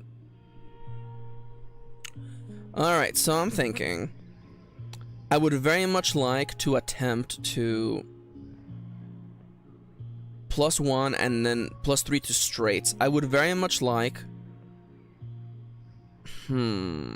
This hand sucks. We can all just agree this hand just straight up sucks right now. Where's redraw hand?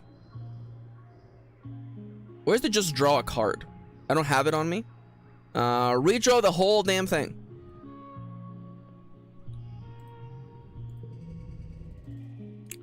That's a little better.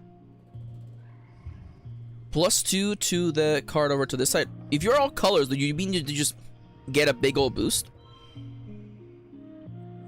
That's 22, I have 3 hands. If it's 79, I would have to get... let me do the math. 20 something per.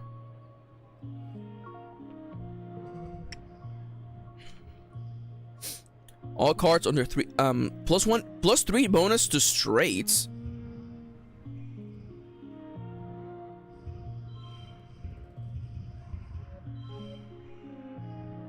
This isn't really as big of a play as I would like. All cards on the 3 become 3. We don't care about you. Another 4? 23. I would have to get 34 on this hand. Okay.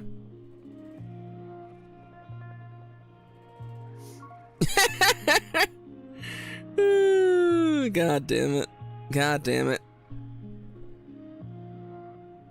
PvP is... and nudity is just sex. What a classic Nomiya quote, by the way. Okay. We don't have any gems.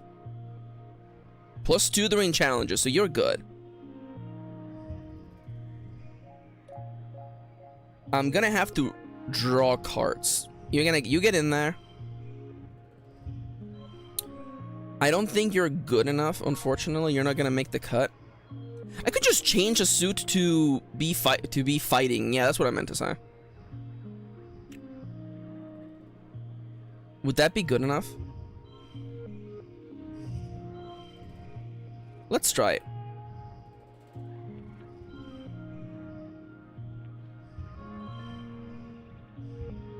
+1 to a card and change its suit to...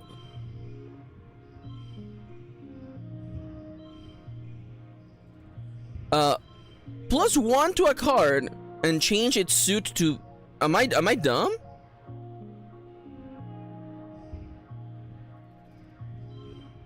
You have to drag. Oh my god. Oh my god. You have to do a little bit of drag. Okay. Thank you for pointing that out. I appreciate it. Alright, you're... What if we do this? Just straight up +4 points. And then we also do this too. That's good enough. Alright, perfect. I'm the strongest kid in the whole freaking world. Stress? You call in a hoverbike and hoist it up onto a sled.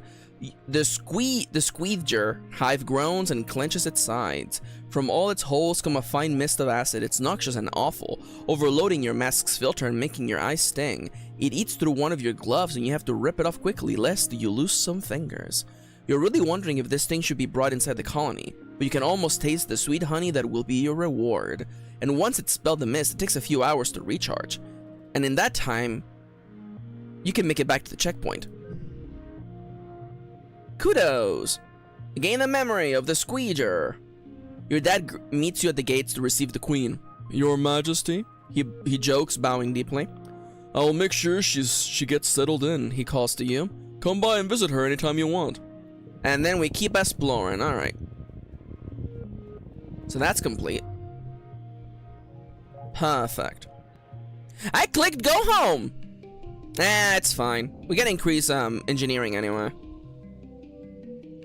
And I picked up all the goods anyway. Mid-Poland. Whose birthday is mid-Poland? Early dust. Late wet. Early wet. You're dead. Alright. The pollen is back, but the shimmer's been cured, so everything's fine. I need engineer. Oh, Papa has something to say. You catch your parents muttering about the new governor and people from the Heliopause. Your mom seems to be upset. The word fascists catches your ear. This might be your chance to ask some of the burning questions you've had. Who are those new people? Is Governor Lerm some kind of space cop? Yeah, you nailed it. Why did the Helios know about Mom? How come you just let them take over? Nah, no burning questions here. That's funny. Who are those people? Your dad looks startled and tries to muster a friendly smile. Oh, you overheard us, eh, kiddo? Your mom gives him a warning sideways glance. Listen, Maxi. He hesitates and looks around nervously as if afraid of you're being watched. You're just going to have to trust us adults on this one. There are things you're still too young to understand. I am not too young. I am 14. Your mom stiffens, but your dad motions to calm her. I thought the same about myself once, he says gravely. I was wrong. The Helios came here just like us, looking for a better life, he tells you. Some of them had other reasons too. But now that they're here, we have to learn how to work together. When your mother and I were young on Earth, we learned a hard lesson. He gives a grim smile. We learned a lot of hard lessons. One was that it's safer to be led by one dangerous person than be attacked by an army of them.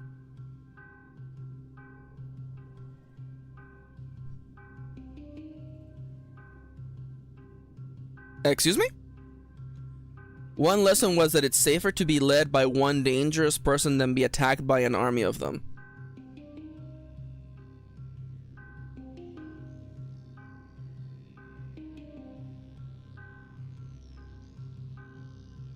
What does he mean by that? He lets that sink in. Another was that sometimes when adults tell you not to worry, you should listen to them. Go and enjoy your youth. He gestures towards the Heliopause. Go get to know some of those new kids. I'm sure you'll find they're a lot like you.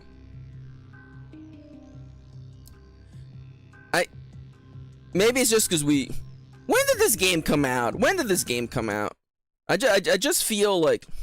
When did Teenage Exocolonist come out?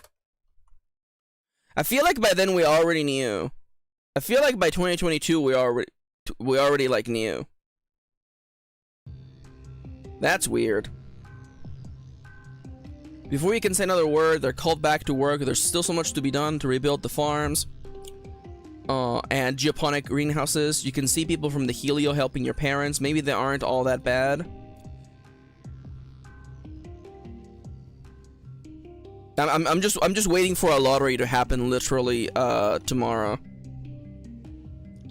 You've barely seen your mom since the Heliopause arrived. When you do, she looks frail, like all of her strength got used up last year. And she's only just starting to recover.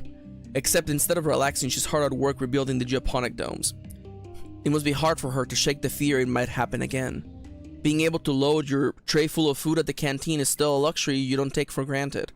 Sometimes you make up a tiffin for your mom so she doesn't miss lunch. Hey, Maxi, she says, smiling as you approach. Is that lunch? I've been smelling the caramelized onions all morning. I can't wait. We had onions? You deliver the tiffin into her grateful hands, and she cracks the lid and takes a big inhale. She smiles. You know, people used to give thanks before meals back on Earth. I think I understand why. I'm just thankful you're here, Mom. She reaches over and ruffles your hair. You're a good kid, Maxi, she says. She looks at you a second, weighing whether to continue. I know we don't want to talk about it, but I know how hard you busted your butt back then, making sure the colony didn't starve. Mom's love! When you're fighting for your life. That's when you know the true measure of a person, she continues solemnly. I wish you didn't have to be tested at such a young age, but you really showed what you were made of. I'm so proud of you, kid. Alright. Ooh, I hear that my wife is home. Alright, no one's got any speech bubbles over their head.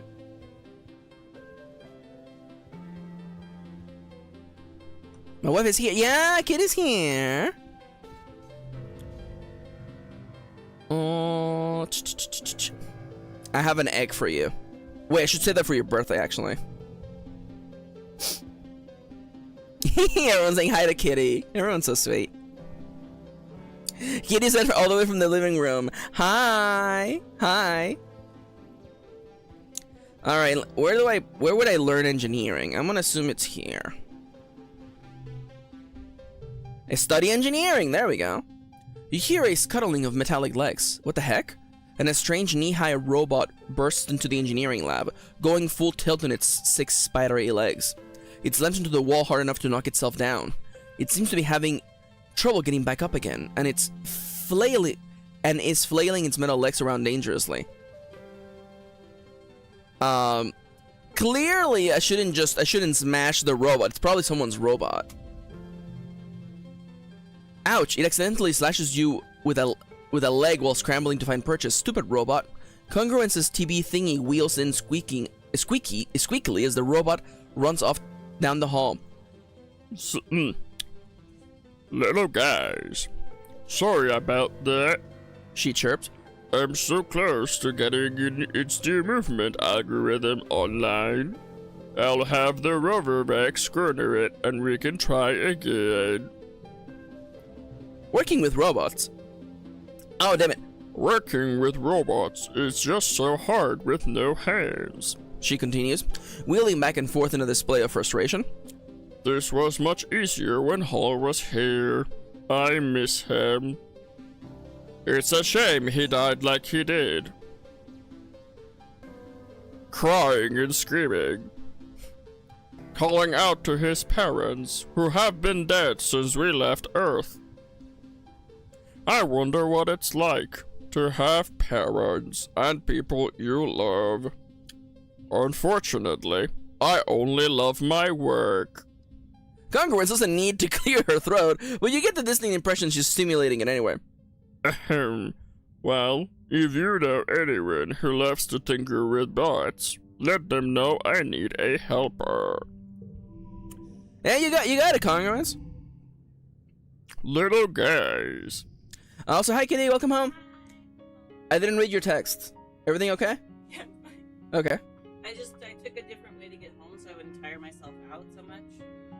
Which way did you go? So I walked... Describe it without doxing us. I walked up to the cafe that has a very distinct logo that is very local.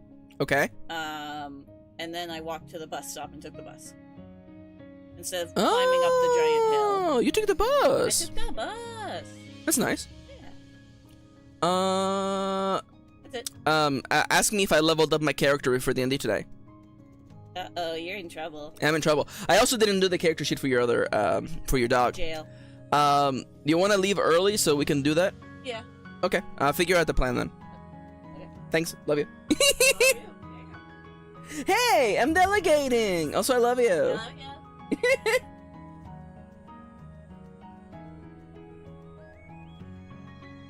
All right, welcome back to marital shenanigans. I'm your host, I'm Kirin. Okay, I'm studying engineering. I gotta get 31. Oh no, you give a boost to the card next to you.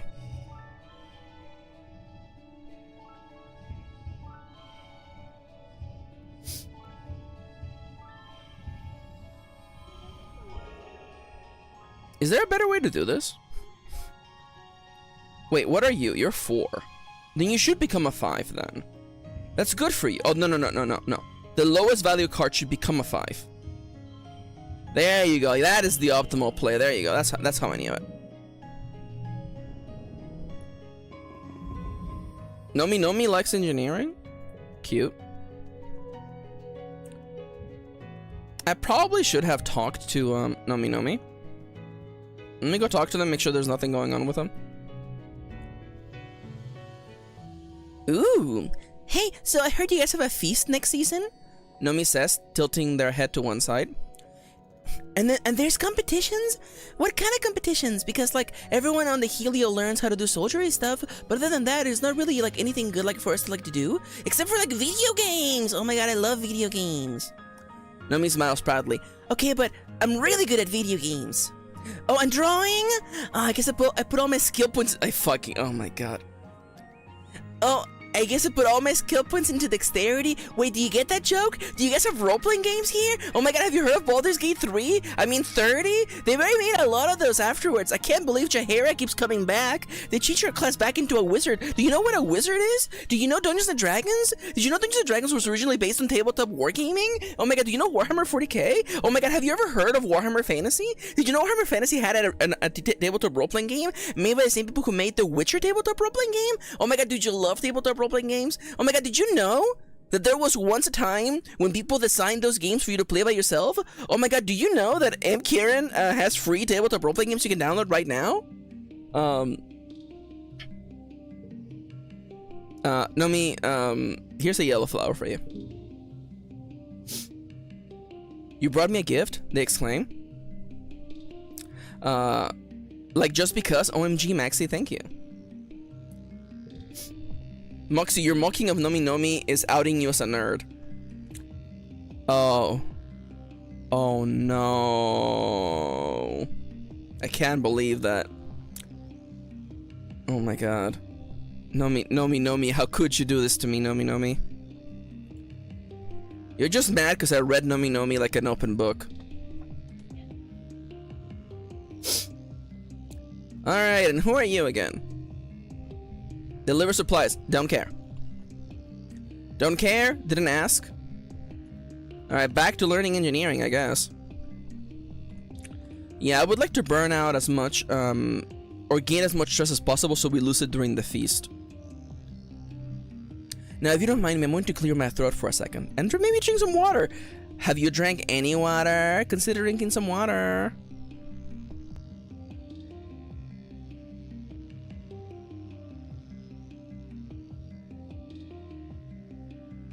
Okay, Nomi Vikshi, I want to make this very clear, okay? I am not bullying Nomi because you are Nomi, okay? I assure you, and I'm saying this absolutely 100% earnestly, okay? I mean this, okay? The moment I got to the part where Nomi says that they read manga and they like anime, I would have started making fun of them. And then they're like, oh my god, I put all my points into dexterity. That's not how it works, okay? Dexterity has no effect on art making. That's ridiculous. That's the dumbest thing I've heard all day.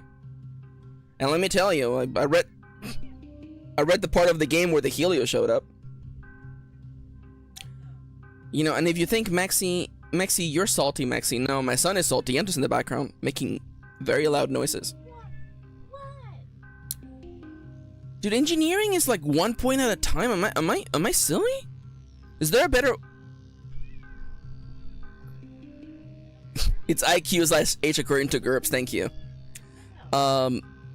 Is there a better way to get in? I assume if I keep learning engineering, I will develop a better way of engineering, because it's +1, which is very slow.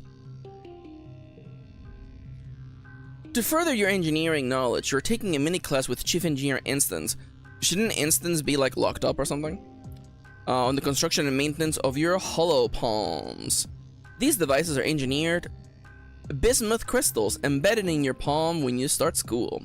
They use the heat and electric current of your human body to protect themselves, to talk to each other, and to connect to the HoloNet, Congruence's massive repository of information. You can barely remember life before yours. Holopalms were commonplace by the time the Vtubner group first formed on Earth, and the square bismuth is grown in the lab, Instance explains. So the physical device itself isn't hard to maintain, the difficulty is in the touch and display interface. Maxi, your dyslexia moved display and touch to be in each other's location, yes. This is what life with dyslexia is. Instance opens her holopalm, displaying a visible projected screen floating above her palm.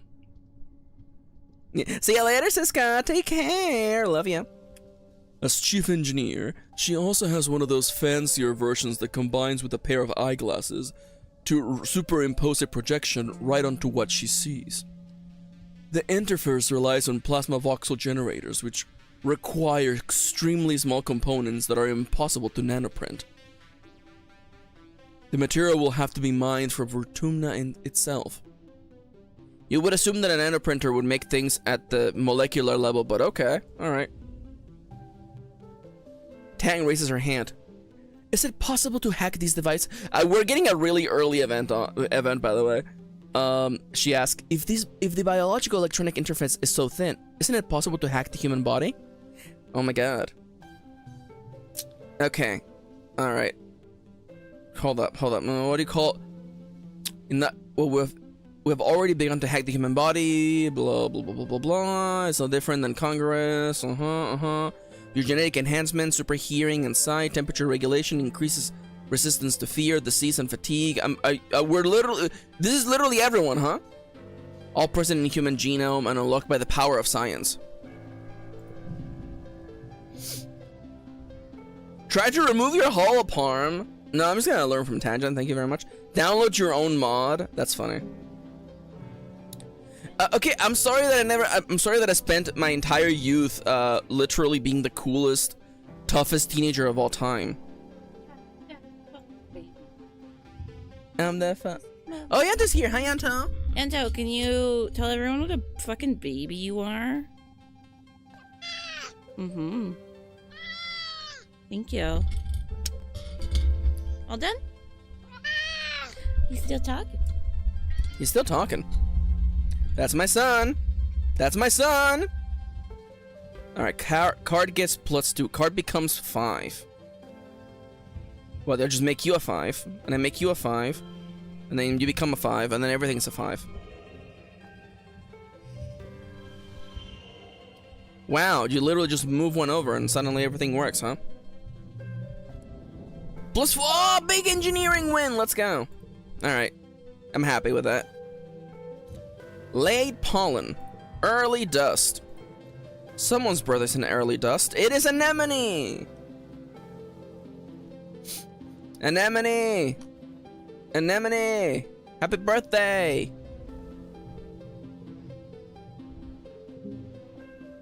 Got him.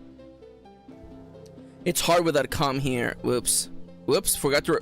Didn't mean to remind you that your brother's dead. Sorry. Maxi, you were already at 100% friendship. Yeah, but I love her anyway, so... you give the people you like gifts, even if they don't give you anything mechanically.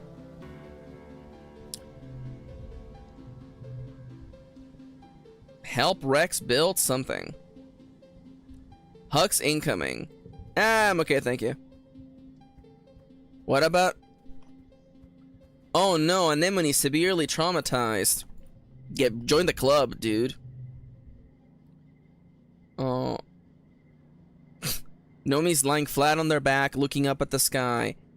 It goes on forever, they exclaim, waving their arms. There's no ceiling at all. I feel like I'm gonna float away off the surface of the planet. A quick protagonist, what's a manic pixie dream day? Quick protagonist, what's a manic pixie dream day? Okay, how do you feel about the bubber fruit? Okay, you don't care about you're neutral about the bubber fruit. My engineering is 18. Fellas, guess what? More engineering. What time is it? Okay, it's been 2 hours. Okay, we're fine. We're fine. You're fine, girl. You're fine. You're fine. You're fine. You're fine. 50 engineering to apply at the robotics lab. Okay. Learning engineering. You should have known better, Tangent. You hear as you walk past the laboratory. Dude, could you imagine if I didn't do engineering until the end game? So like Tangent is like grown ass adult. Still going to school. Chief Engineering instance size. I know you meant well, but your presumption has cost us 3 months of work. You can't simply look at an experiment and change the parameters to your liking. Getting result is not the same as doing good science. Your findings, however scientifically interesting, are useless to us without sound mythological underpinnings. Tang's response is more subdued than you have ever heard her before. Go fuck yourself, Chief Engineer, she mumbles, looking down at the floor. Ratioed plus who asked?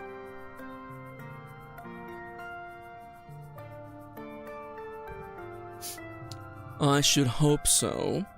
I'll expect you in the lab first thing tomorrow morning, and I will personally supervise your work in resetting the experiment. You flatten against the wall, snake style, as instance breezes past you. That is Solid Snake, by the way.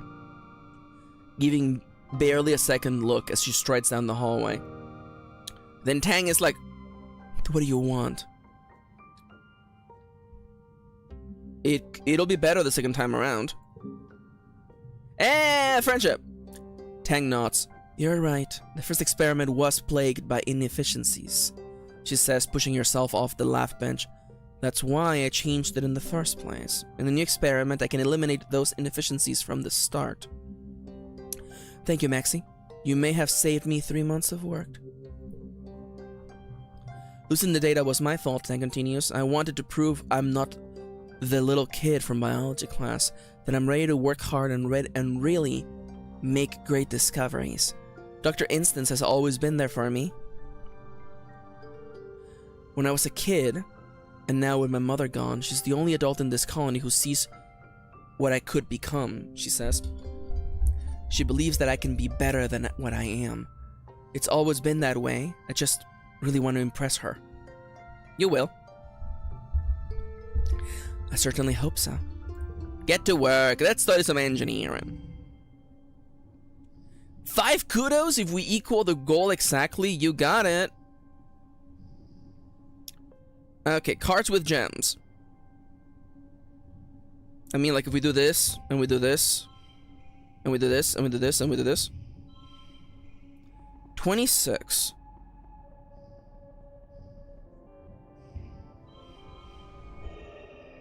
That is too many points. Okay, then we do this.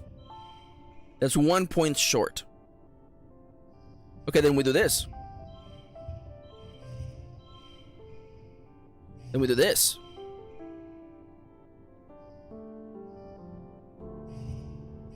Then we do this. Okay.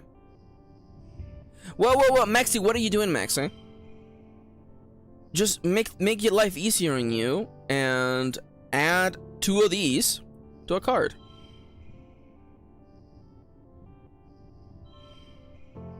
Three of these to a card. There you go. Maxi, you shouldn't have done that, Maxi. No, it's perfectly fine because I literally had 12 of those bobbers.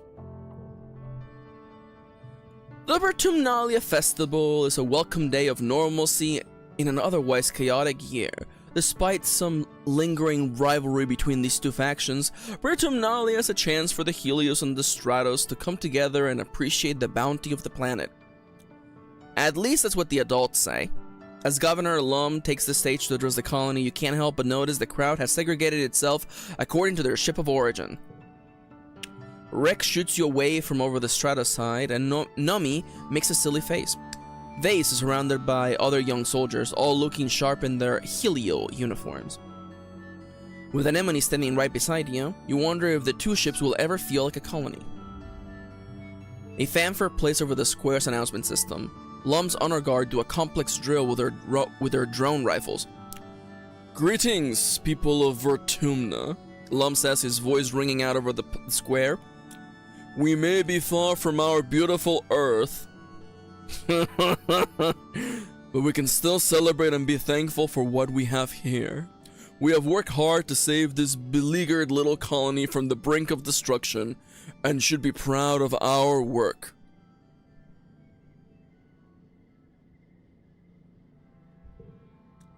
The Helios cheer. Your side of the square is more quiet.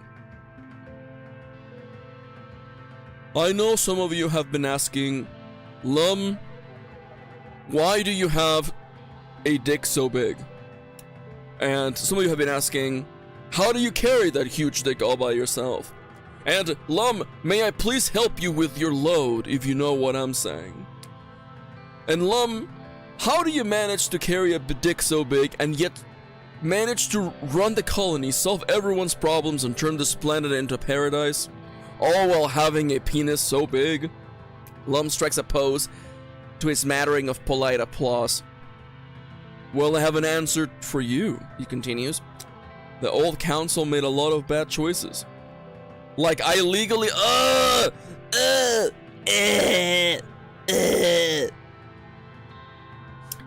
Like I legally leaving Ugh. But I believe in second chances. Okay, Okay, welcome back to Maxi 1. By the way, I want to make it very clear. This has got nothing to do with the context of this sentence. I just want to say, by the way, that's not an M dash, by the way. And it's kind of a really weird form to have, like, I just want to say, like, you could have had it be an M dash period and then just start a new sentence. Like, I don't see why you needed to have the M dash parenthetical in the middle of that sentence. I'm just saying. So I've appointed the original department heads to my own council, Lum's Council 2.0. Better not disappoint me. He laughs and makes finger guns at the department heads at the foot of his podium. Stay on your toes, Stratos. I also want to promise everyone here today that we're going to make Vtumna safe for humans. We're going to make Vtumna great again. It really does sound. Kitty, can you say that again? It really does sound like that. Kitty saying off screen, it really does sound like that. Hey Kitty. Hi. You wanna know why I nearly quit playing this game an hour in? Oh no. So you know how, like, everything was devastated and things were bad and everything got destroyed, and we're gonna have to fight together to survive in this planet. A second ship just arrives, a la Season 2 of The Walking Dead, Season 2 of Lost. Then a bunch of new characters showed up and they fixed all the problems. But now there's fascism. Hey. Real. Yeah. Maybe it's a bad time to be playing this game. There are writers who use subtext and they're all cowards now. Now, I agree with that. I agree with that. The next time those bastards Xenos? This gives bad. I don't know, man. We're going to blow them to so many little pieces there won't be enough left to wipe off our boots. We've already got the defenses, He says, gesturing broadly to the new, taller, thicker walls. and we're building homes for everyone. Homes where people can raise children. No, they're really. Knowing that our military men and women are keeping us safe. I think Americans made this game. Dude, you think so? I think a whole lot. What if they're not Americans? What if it's the French again, Kitty? No, not the French. Big cheers from both sides this time. Some of the colonists around you are even have tears in their eyes. Yeah, this is how democracy dies to thunderous applause. Especially those who lost families in the last attack. Lum goes on for a while, lionizing the Helios military strength and casting subtle digs at your failed colony experiment. Finally, the crowd disperses to set up the square for the afternoon festivities, some traditional and some new. At the tables, Aunt Annie and the kids are setting out the spread for dinner. There's an unimaginable amount of food thanks to the Helios' huge ration surplus and the piles upon piles of Xeno meat from the hunting parties. For those who can stomach it. Okay, so I brought this up. First off, bye, Doppy. Have a lovely rest of your day. Have a good bath.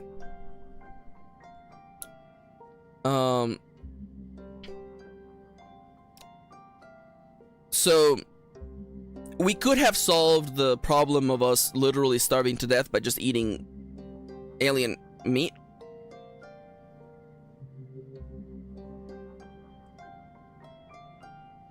We really could have solved just that problem, huh? So, wait. I bet there's a failsafe in the game. I bet that if things are bad enough, you don't get a game over. It probably just people just eat meat. That's probably what it is. And then the failure is a moral failure of like your colony is a colony of vegetarians, and then you're like, oh, we had to regress to eating meat, and that is like the effect on the play. That's probably what it is. Okay. This doesn't seem like the kind of game that has hard failure states. Annie is all smiles, clearly making an effort to move on as Lum mandated, despite it's still mourning for her late son. And that is Anemone's mom, by the way. That is antecedent. Sorry. Is she single? I think she actually is. But not even after the festive atmosphere can force a smile onto Anemone's face. Who do these Helio jerks think they are? Right, Mars exclaims. Okay, so... The thing that gets me... She won't be single when I get to her. The thing that gets me is that Mars was happy... Like, Mars being like, screw these guys, is because Mars was in a position of power and said to be the next leader of the Stratos. That doesn't feel genuine to me.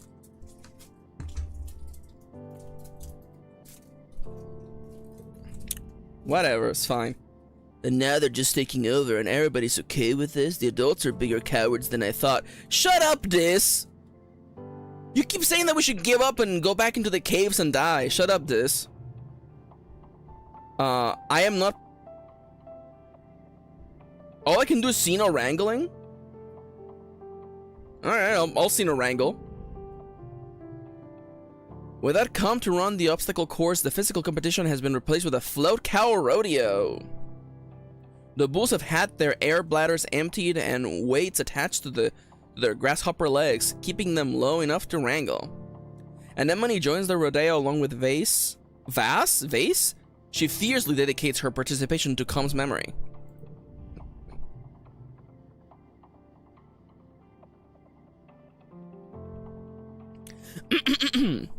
Yeah, I was gonna say, by the way.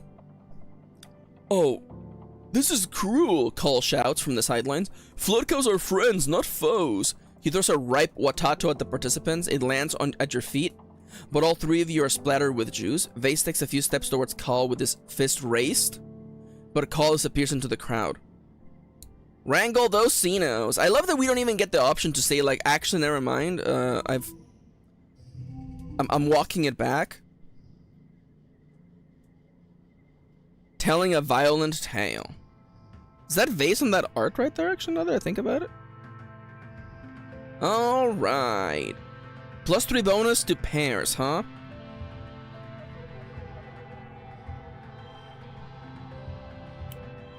+2 to a physical card. How about this one? 89. I can probably make it.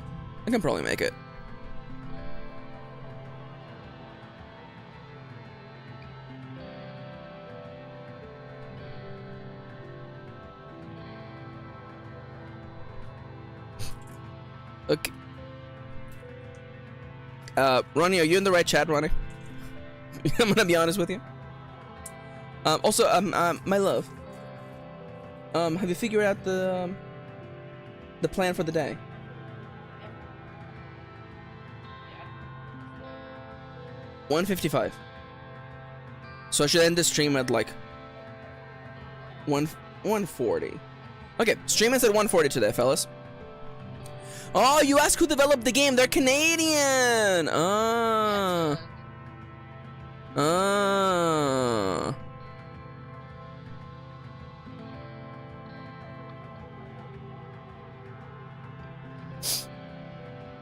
Canadian, huh?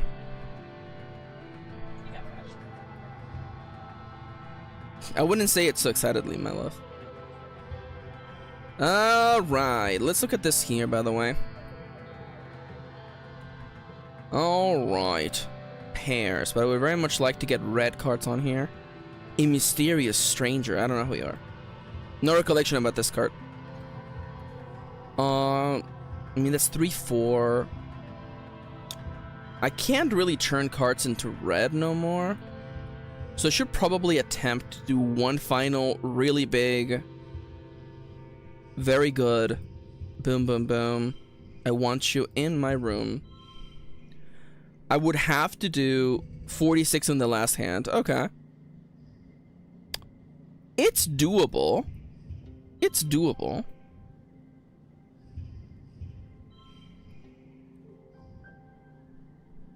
Yo, oh my god, oh my god. That quote's from yesterday. The only place that hasn't been taken over by capitalism. Hamster space.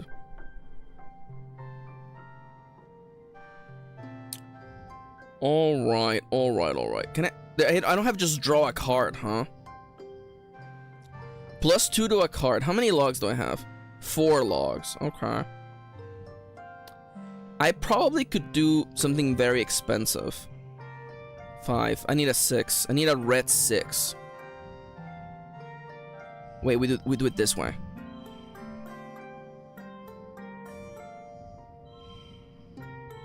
I'm 1 point short. Are you kidding me? Okay, then screw it then. Do I get my log back if I do that? I don't get my log back, huh?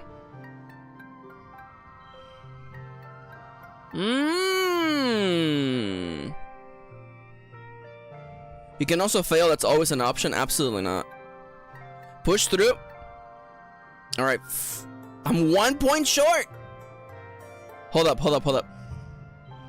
There you go. And you all didn't believe in me. And you all didn't believe in me. And then when he fights hard, but you're the champ. You get a lasso around the ornery bull's neck and haul yourself up to its woolly... Oh, that's cute little art. Woolly back, its powerful grasshopper legs bounce you around the ring, but you manage to hold on and wrestle it down to the dirt. The crowd cheers so loud you can barely hear the float cow bleeding in discomfort. Ugh. Yeehaw! Chief Surveyor Utopia cheers from the stands. Anemone looks disappointed. Vase looks angry. Your performance has definitely put you on his radar as competition. -50 stress. It's like the first time people actually let themselves relax. Except literally you told me that everyone's having a bad time. Whatever, it's fine. Alright, who do I need to talk to? How you doing? How you doing? You're having a bad time, huh? Alright. Makes sense. Not gonna talk to you. I was gonna make a statement in bad faith, by the way. If the game wanted me to like befriend you, they would have added you earlier in the game. So that's all I want to say. You find this sitting in the mouth of one of the wall's drainage sewers. In the wet season, excess rainwater is diverted out here so it doesn't flood inside the walls. In the meantime, it looks like this has set up a little base here with pillows and a stash of snacks. His alien communication device hisses with static. He looks up from his holoscreen. Oh, is my Tamagotchi dying? Everyone, hold up. I want to remind you, by the way, the stream is supported by viewers just like you. Consider supporting the stream by buying my books, checking out my games, leaving a like. Things help. Let me double check that my Tamagotchi is not dying. It just needs food. Okay, that's fine. I'll give you some. I'll give you some food. That's right. This guy loves clam chowder. Can't get enough of that clam chowder. You haven't heard of it, he says without looking up. I made it myself. He made a video game?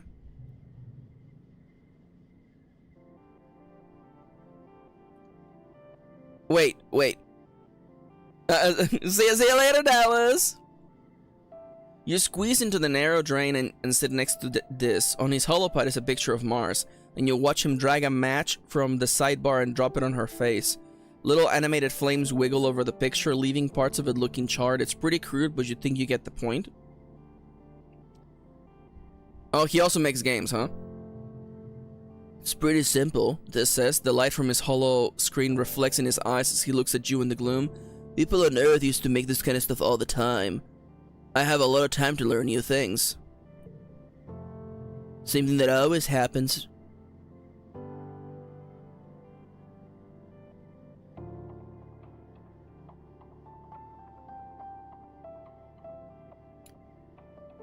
Wait, hold up. Okay, so he's mad at Mars because she booked my name down for every appointment with the nanoprinter because she thinks my clothes are always torn up and dirty all the time. He continues, so I got in trouble for wasting resources. I tried to tell them it was her, but Mars never gets in trouble because everyone likes her, but it's fine. I don't need anyone to like me. I don't care if they hate me. I hate them. This goes back to playing his game. That is kind of really unhinged, though, oh, by the way. That is kind of unhinged. You could also just talk to Mars instead. Yeah, right. Talk to Mars? No way. She'll just make fun of me even more. Why should I bother? I don't care. Alright, okay. Alright, buddy. Alright. Nice chatting with you as always. What does Nomi have to say?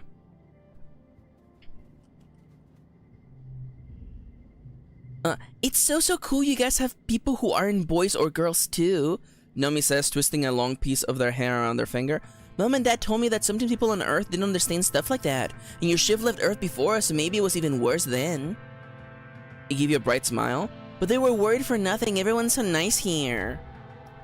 Yeah, everyone's so nice when you come in with guns and food. Creativity. Staying cool. That is... Why does it look like our two character models got merged in that image? Anyway, it's time to go back to my second job, working in engineering.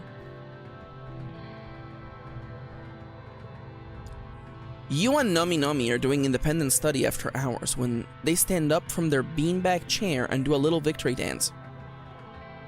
Yes! They shout. It worked! Look, Maxi! They throw something to your holoscreen. The intro for the game QQ Bishonen Q Setsu comes up on screen, and Congress's full room holo projectors decorate the walls with a blue sky and rolling green hills. Peppy battle music fills your ears. Nomi claps their hands proudly. I installed it on the classroom mainframe, they exclaim. It's so much faster, there's no latency at all. Suddenly the lights go out. Nomi screeches and hangs onto you in the dark. The lights flicker back on, but only for a few seconds at a time before going out again. The temperature drops. The holo projectors no longer display the lush meadows, but instead a ramshackle wooden cabin with various horrible implements hanging on the wall. Hello, children. Oh no! Nomi moans. I must have installed it to Congress's memory. She's been affected by the game's code. Congress's holo projection appears in the middle of the room. She's facing away from you, but she slowly turns around. You're horrified to see that her face is smeared away and featureless. Do you want to play? An unusual growling noise fills the room. Nomi squeaks and hides behind you, but it doesn't matter. The noise is everywhere surrounding you. Congruence's holo projected form flickers and becomes a shaggy manticore with glowing eyes, and then it's gone. A hollow howl echoes off the walls. The hunt is on. You and Nomi fight your way through Congruence's holo-projected nightmare, encountering beasts the likes of which you have never seen in books from Earth. They stalk you through misty forest and trap you in dank-looking cellars. They scream and moan and cry and howl. You have never been so scared from a holo game. It feels so real. I didn't make this, Nomi says, their chest heaving as they look around for the next creature. This isn't even the game I installed. Congruence the Manticore reappears, a ghoulish apparition. Is this what you wanted? No, Nomi screams. Maxi, what do we do? I guess we'll just go ask Instance. You installed unapproved software onto Congruence? Instance deadpans. More is. Thank you. Chippy gets it. when you manage, through your terrified chattering, to tell her what happened. Sorry, it's just hard to believe. Congruence, she calls out. Status report, please. Congruence reappears on a holoscreen, looking entirely normal. Systems are at 100%. Chief Engineer. Oh, I see the children have found you. Good instinct, children. Do not worry, nomination.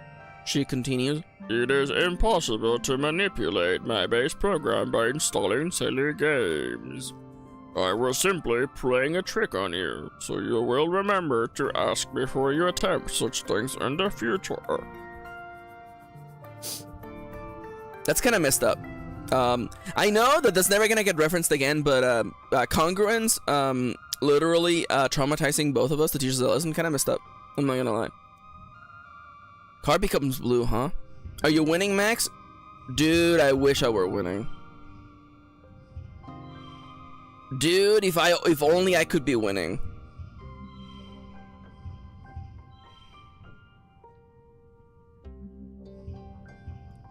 If only I were winning. I'm gonna spend 1 kudos to get more kudos later, by the way.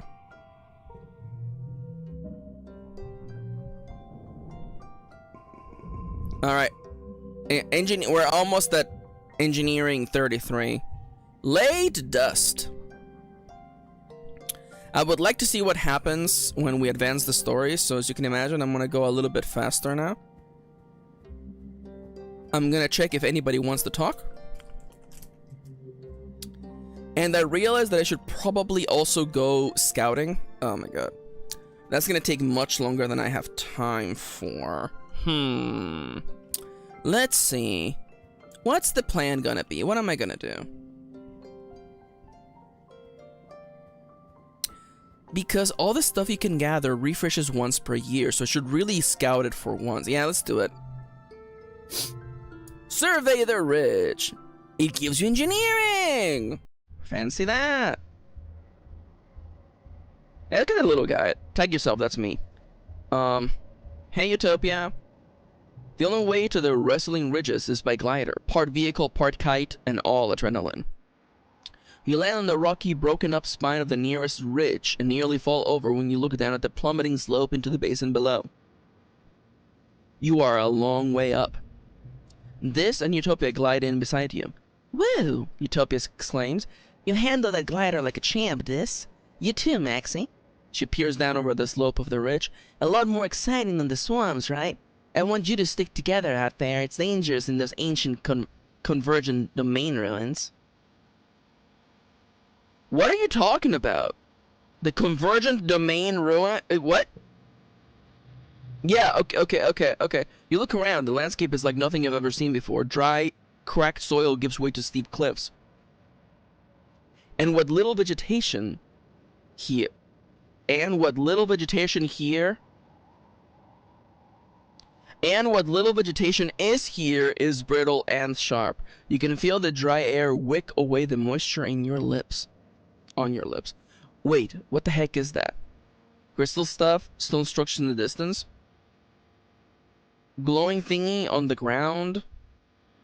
Cute little nose doing on your little... What's that glowing thing on the floor? What's that glowing thing on the ground? You point it out and Utopia gives you a notch with her foot. It's me, she says. You nerve the object that's pulsing with light and it's warm to the touch. Hold up, Utopia says. Don't just go picking things up, Maxi. Could be radioactive. Don't we have things for that? Oh, only a little, she concluded. Whatever it is, it looks old, like thousands of years old. We've been digging up glowing gadgets all over this region, but not a clue what they're for. You hang on to that one, maybe you'll figure it out. What is that crystal stuff down below? Oh, those? They're all over the place. Be careful with them. Not sure if they're animal, vegetable, or mineral. There's a big island of them over there, like a glacier. Covers the whole damn place. Might be related to the convergent domain, but we ain't sure yet. Well, there are buildings over there, traces of them anyway, maybe 10, 20,000 years old. We sure didn't put them there. We've checked them out, but not thoroughly. Mostly just trying to get a feel for who lived there and why there ain't no more. Based on some glyphs, we've started calling them the Convergent Domain. Whoever they were, they build things to last. It ain't just arrowheads and cave paintings, there's real structures, machines even. Tell me more. I wish I had more to tell you. Most everything we found just poses new questions. The structures read more organic than anything, so does it mean their genetech was super advanced? As for this place, we think it was some kind of solar network farm. Looking at it from above, you can see these big vines traveling up and down the ridges like power lines. And there's hardly any plant life elsewhere, like they all soaked up all the energy and made it into a desert.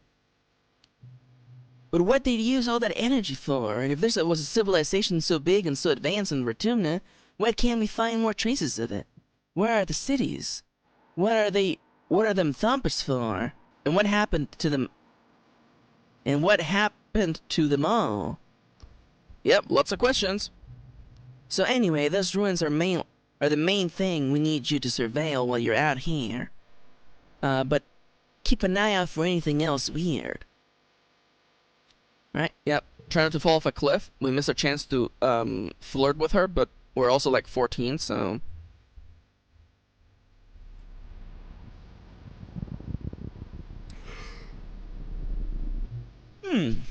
Forgive me. Alright, thankfully I am able to just, skip past all these challenges to get to the really meaty stuff of the day.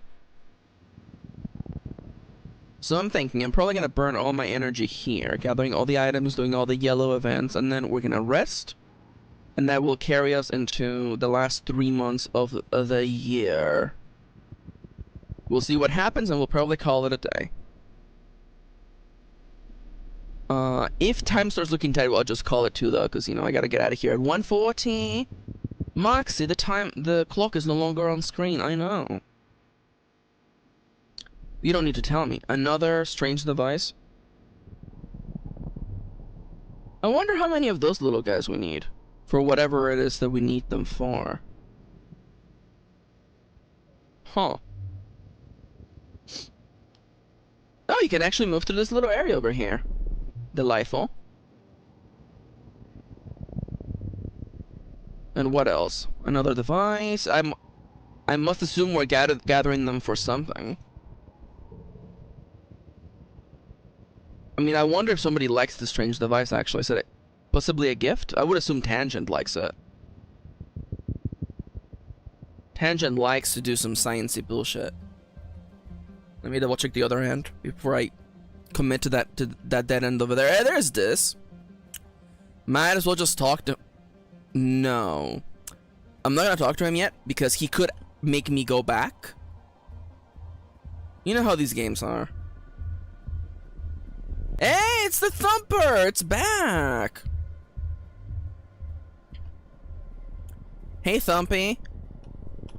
Oh, dude, the ability to just be able to walk past the question marks. Kinda goated. This area is huge! This must be the second to last zone. Seems right for this to be the second to last zone, if not the last one. Actually, I could have sworn there were 5 zones. Although actually, where the house is, where the ship is, plus 4 zones. So this probably is the last one. All right. In order to interact with you, I need to be engineering 20. I can interact with you now, actually. But first, let's talk to this.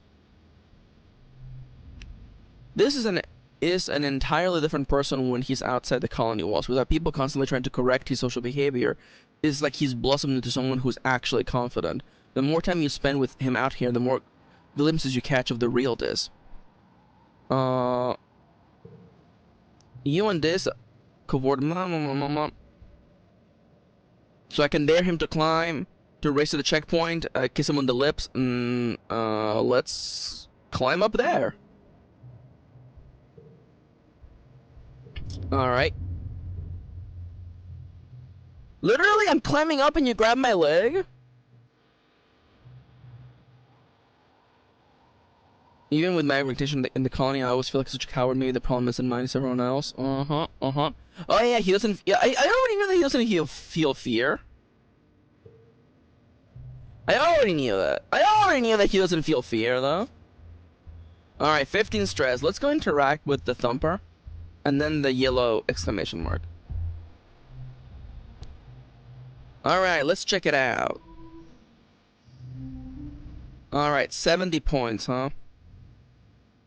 Oh my god, I want those gems so bad. But you know what, let's just do this. Let's just open up with a really, really bad opening hand.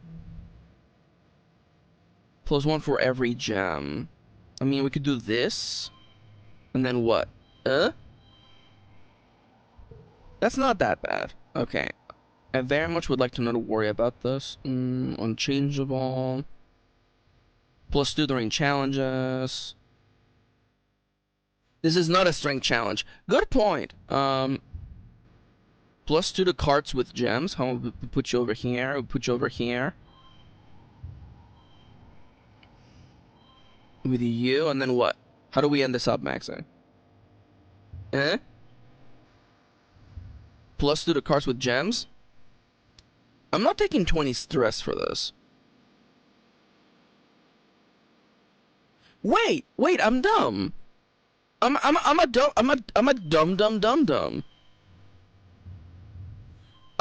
Unchangeable doesn't matter if, like, this card is -4 to the last card, but the last card is unchangeable, so it's perfectly fine. Now I have to figure out a way to get 1 more point.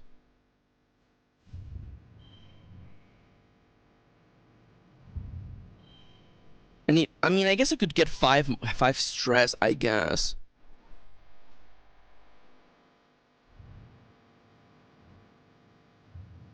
Ignore me, you move stuff around, don't worry. That'll be easy, thank you. I cannot accept defeat.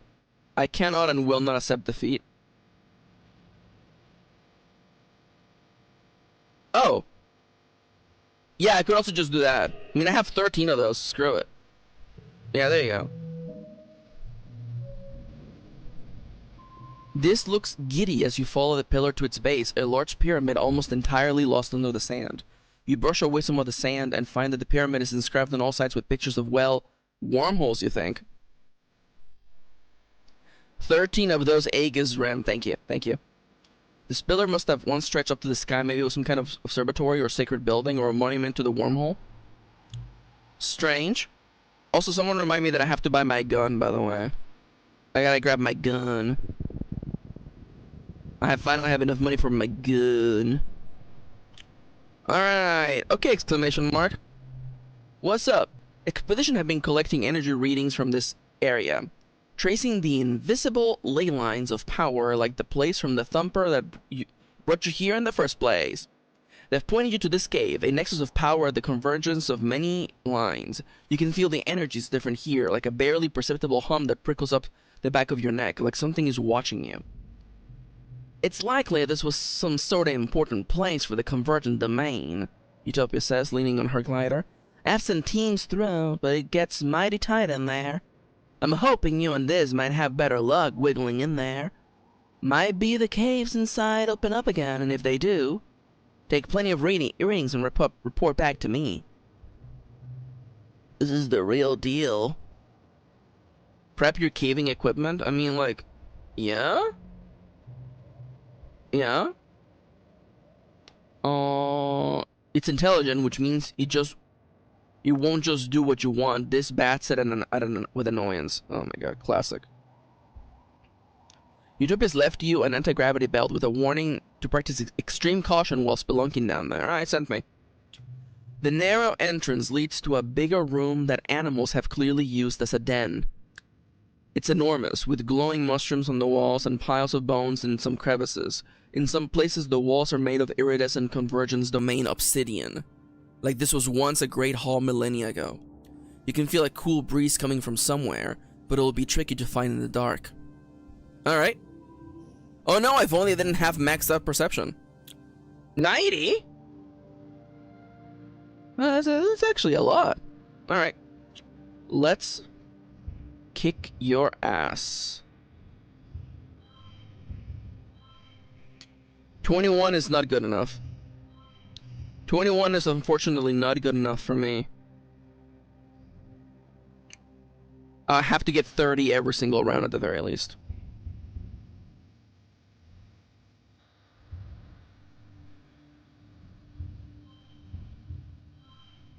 That's 15. That's not even like good. I would like a 2. Keep between rounds. I mean, like, I actually don't want to keep it between rounds. I want it out of my hand.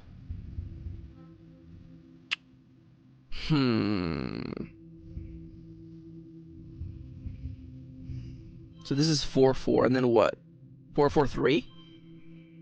17? That's way worse than what we did originally. Send the 21 for now. And this hand of cards legitimately sucks. Redraw me. I thought I said redraw hand. This you gave me the same cards back. Okay, plus you're 7 now. Let's go. I could change you to a Smarty Pants card. Keep between rounds. If this is in the last place, we'll put you in the last place. And you? 25? Ugh, this is so... Okay, let's think. Let's think this through.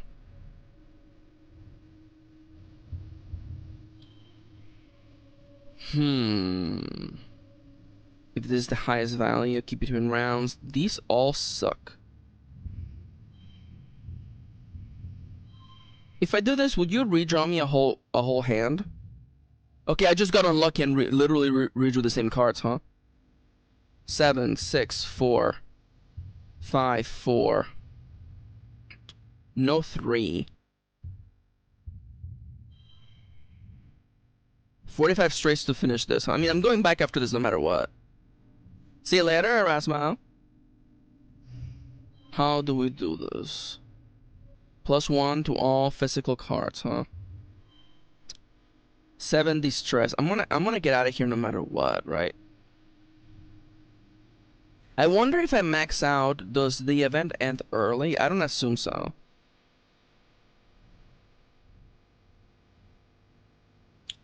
Is there a better way to do this? Well, that is inherently less stress, but not really exactly what I would call effective.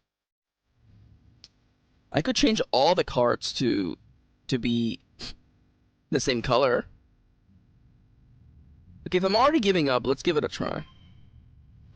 Yeah! There we go. Alright. Got him, and got a kudos for that. 20 kudos? You find the source of the breeze by tossing some fine sand into the air and watching which way the wind blows. It's a very tight crack.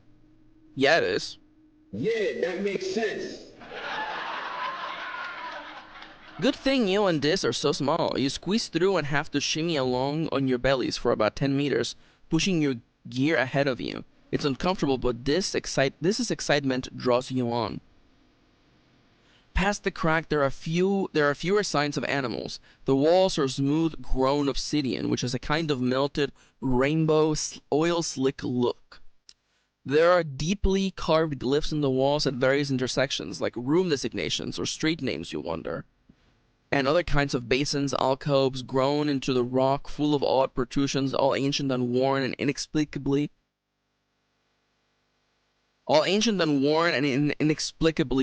inexplicable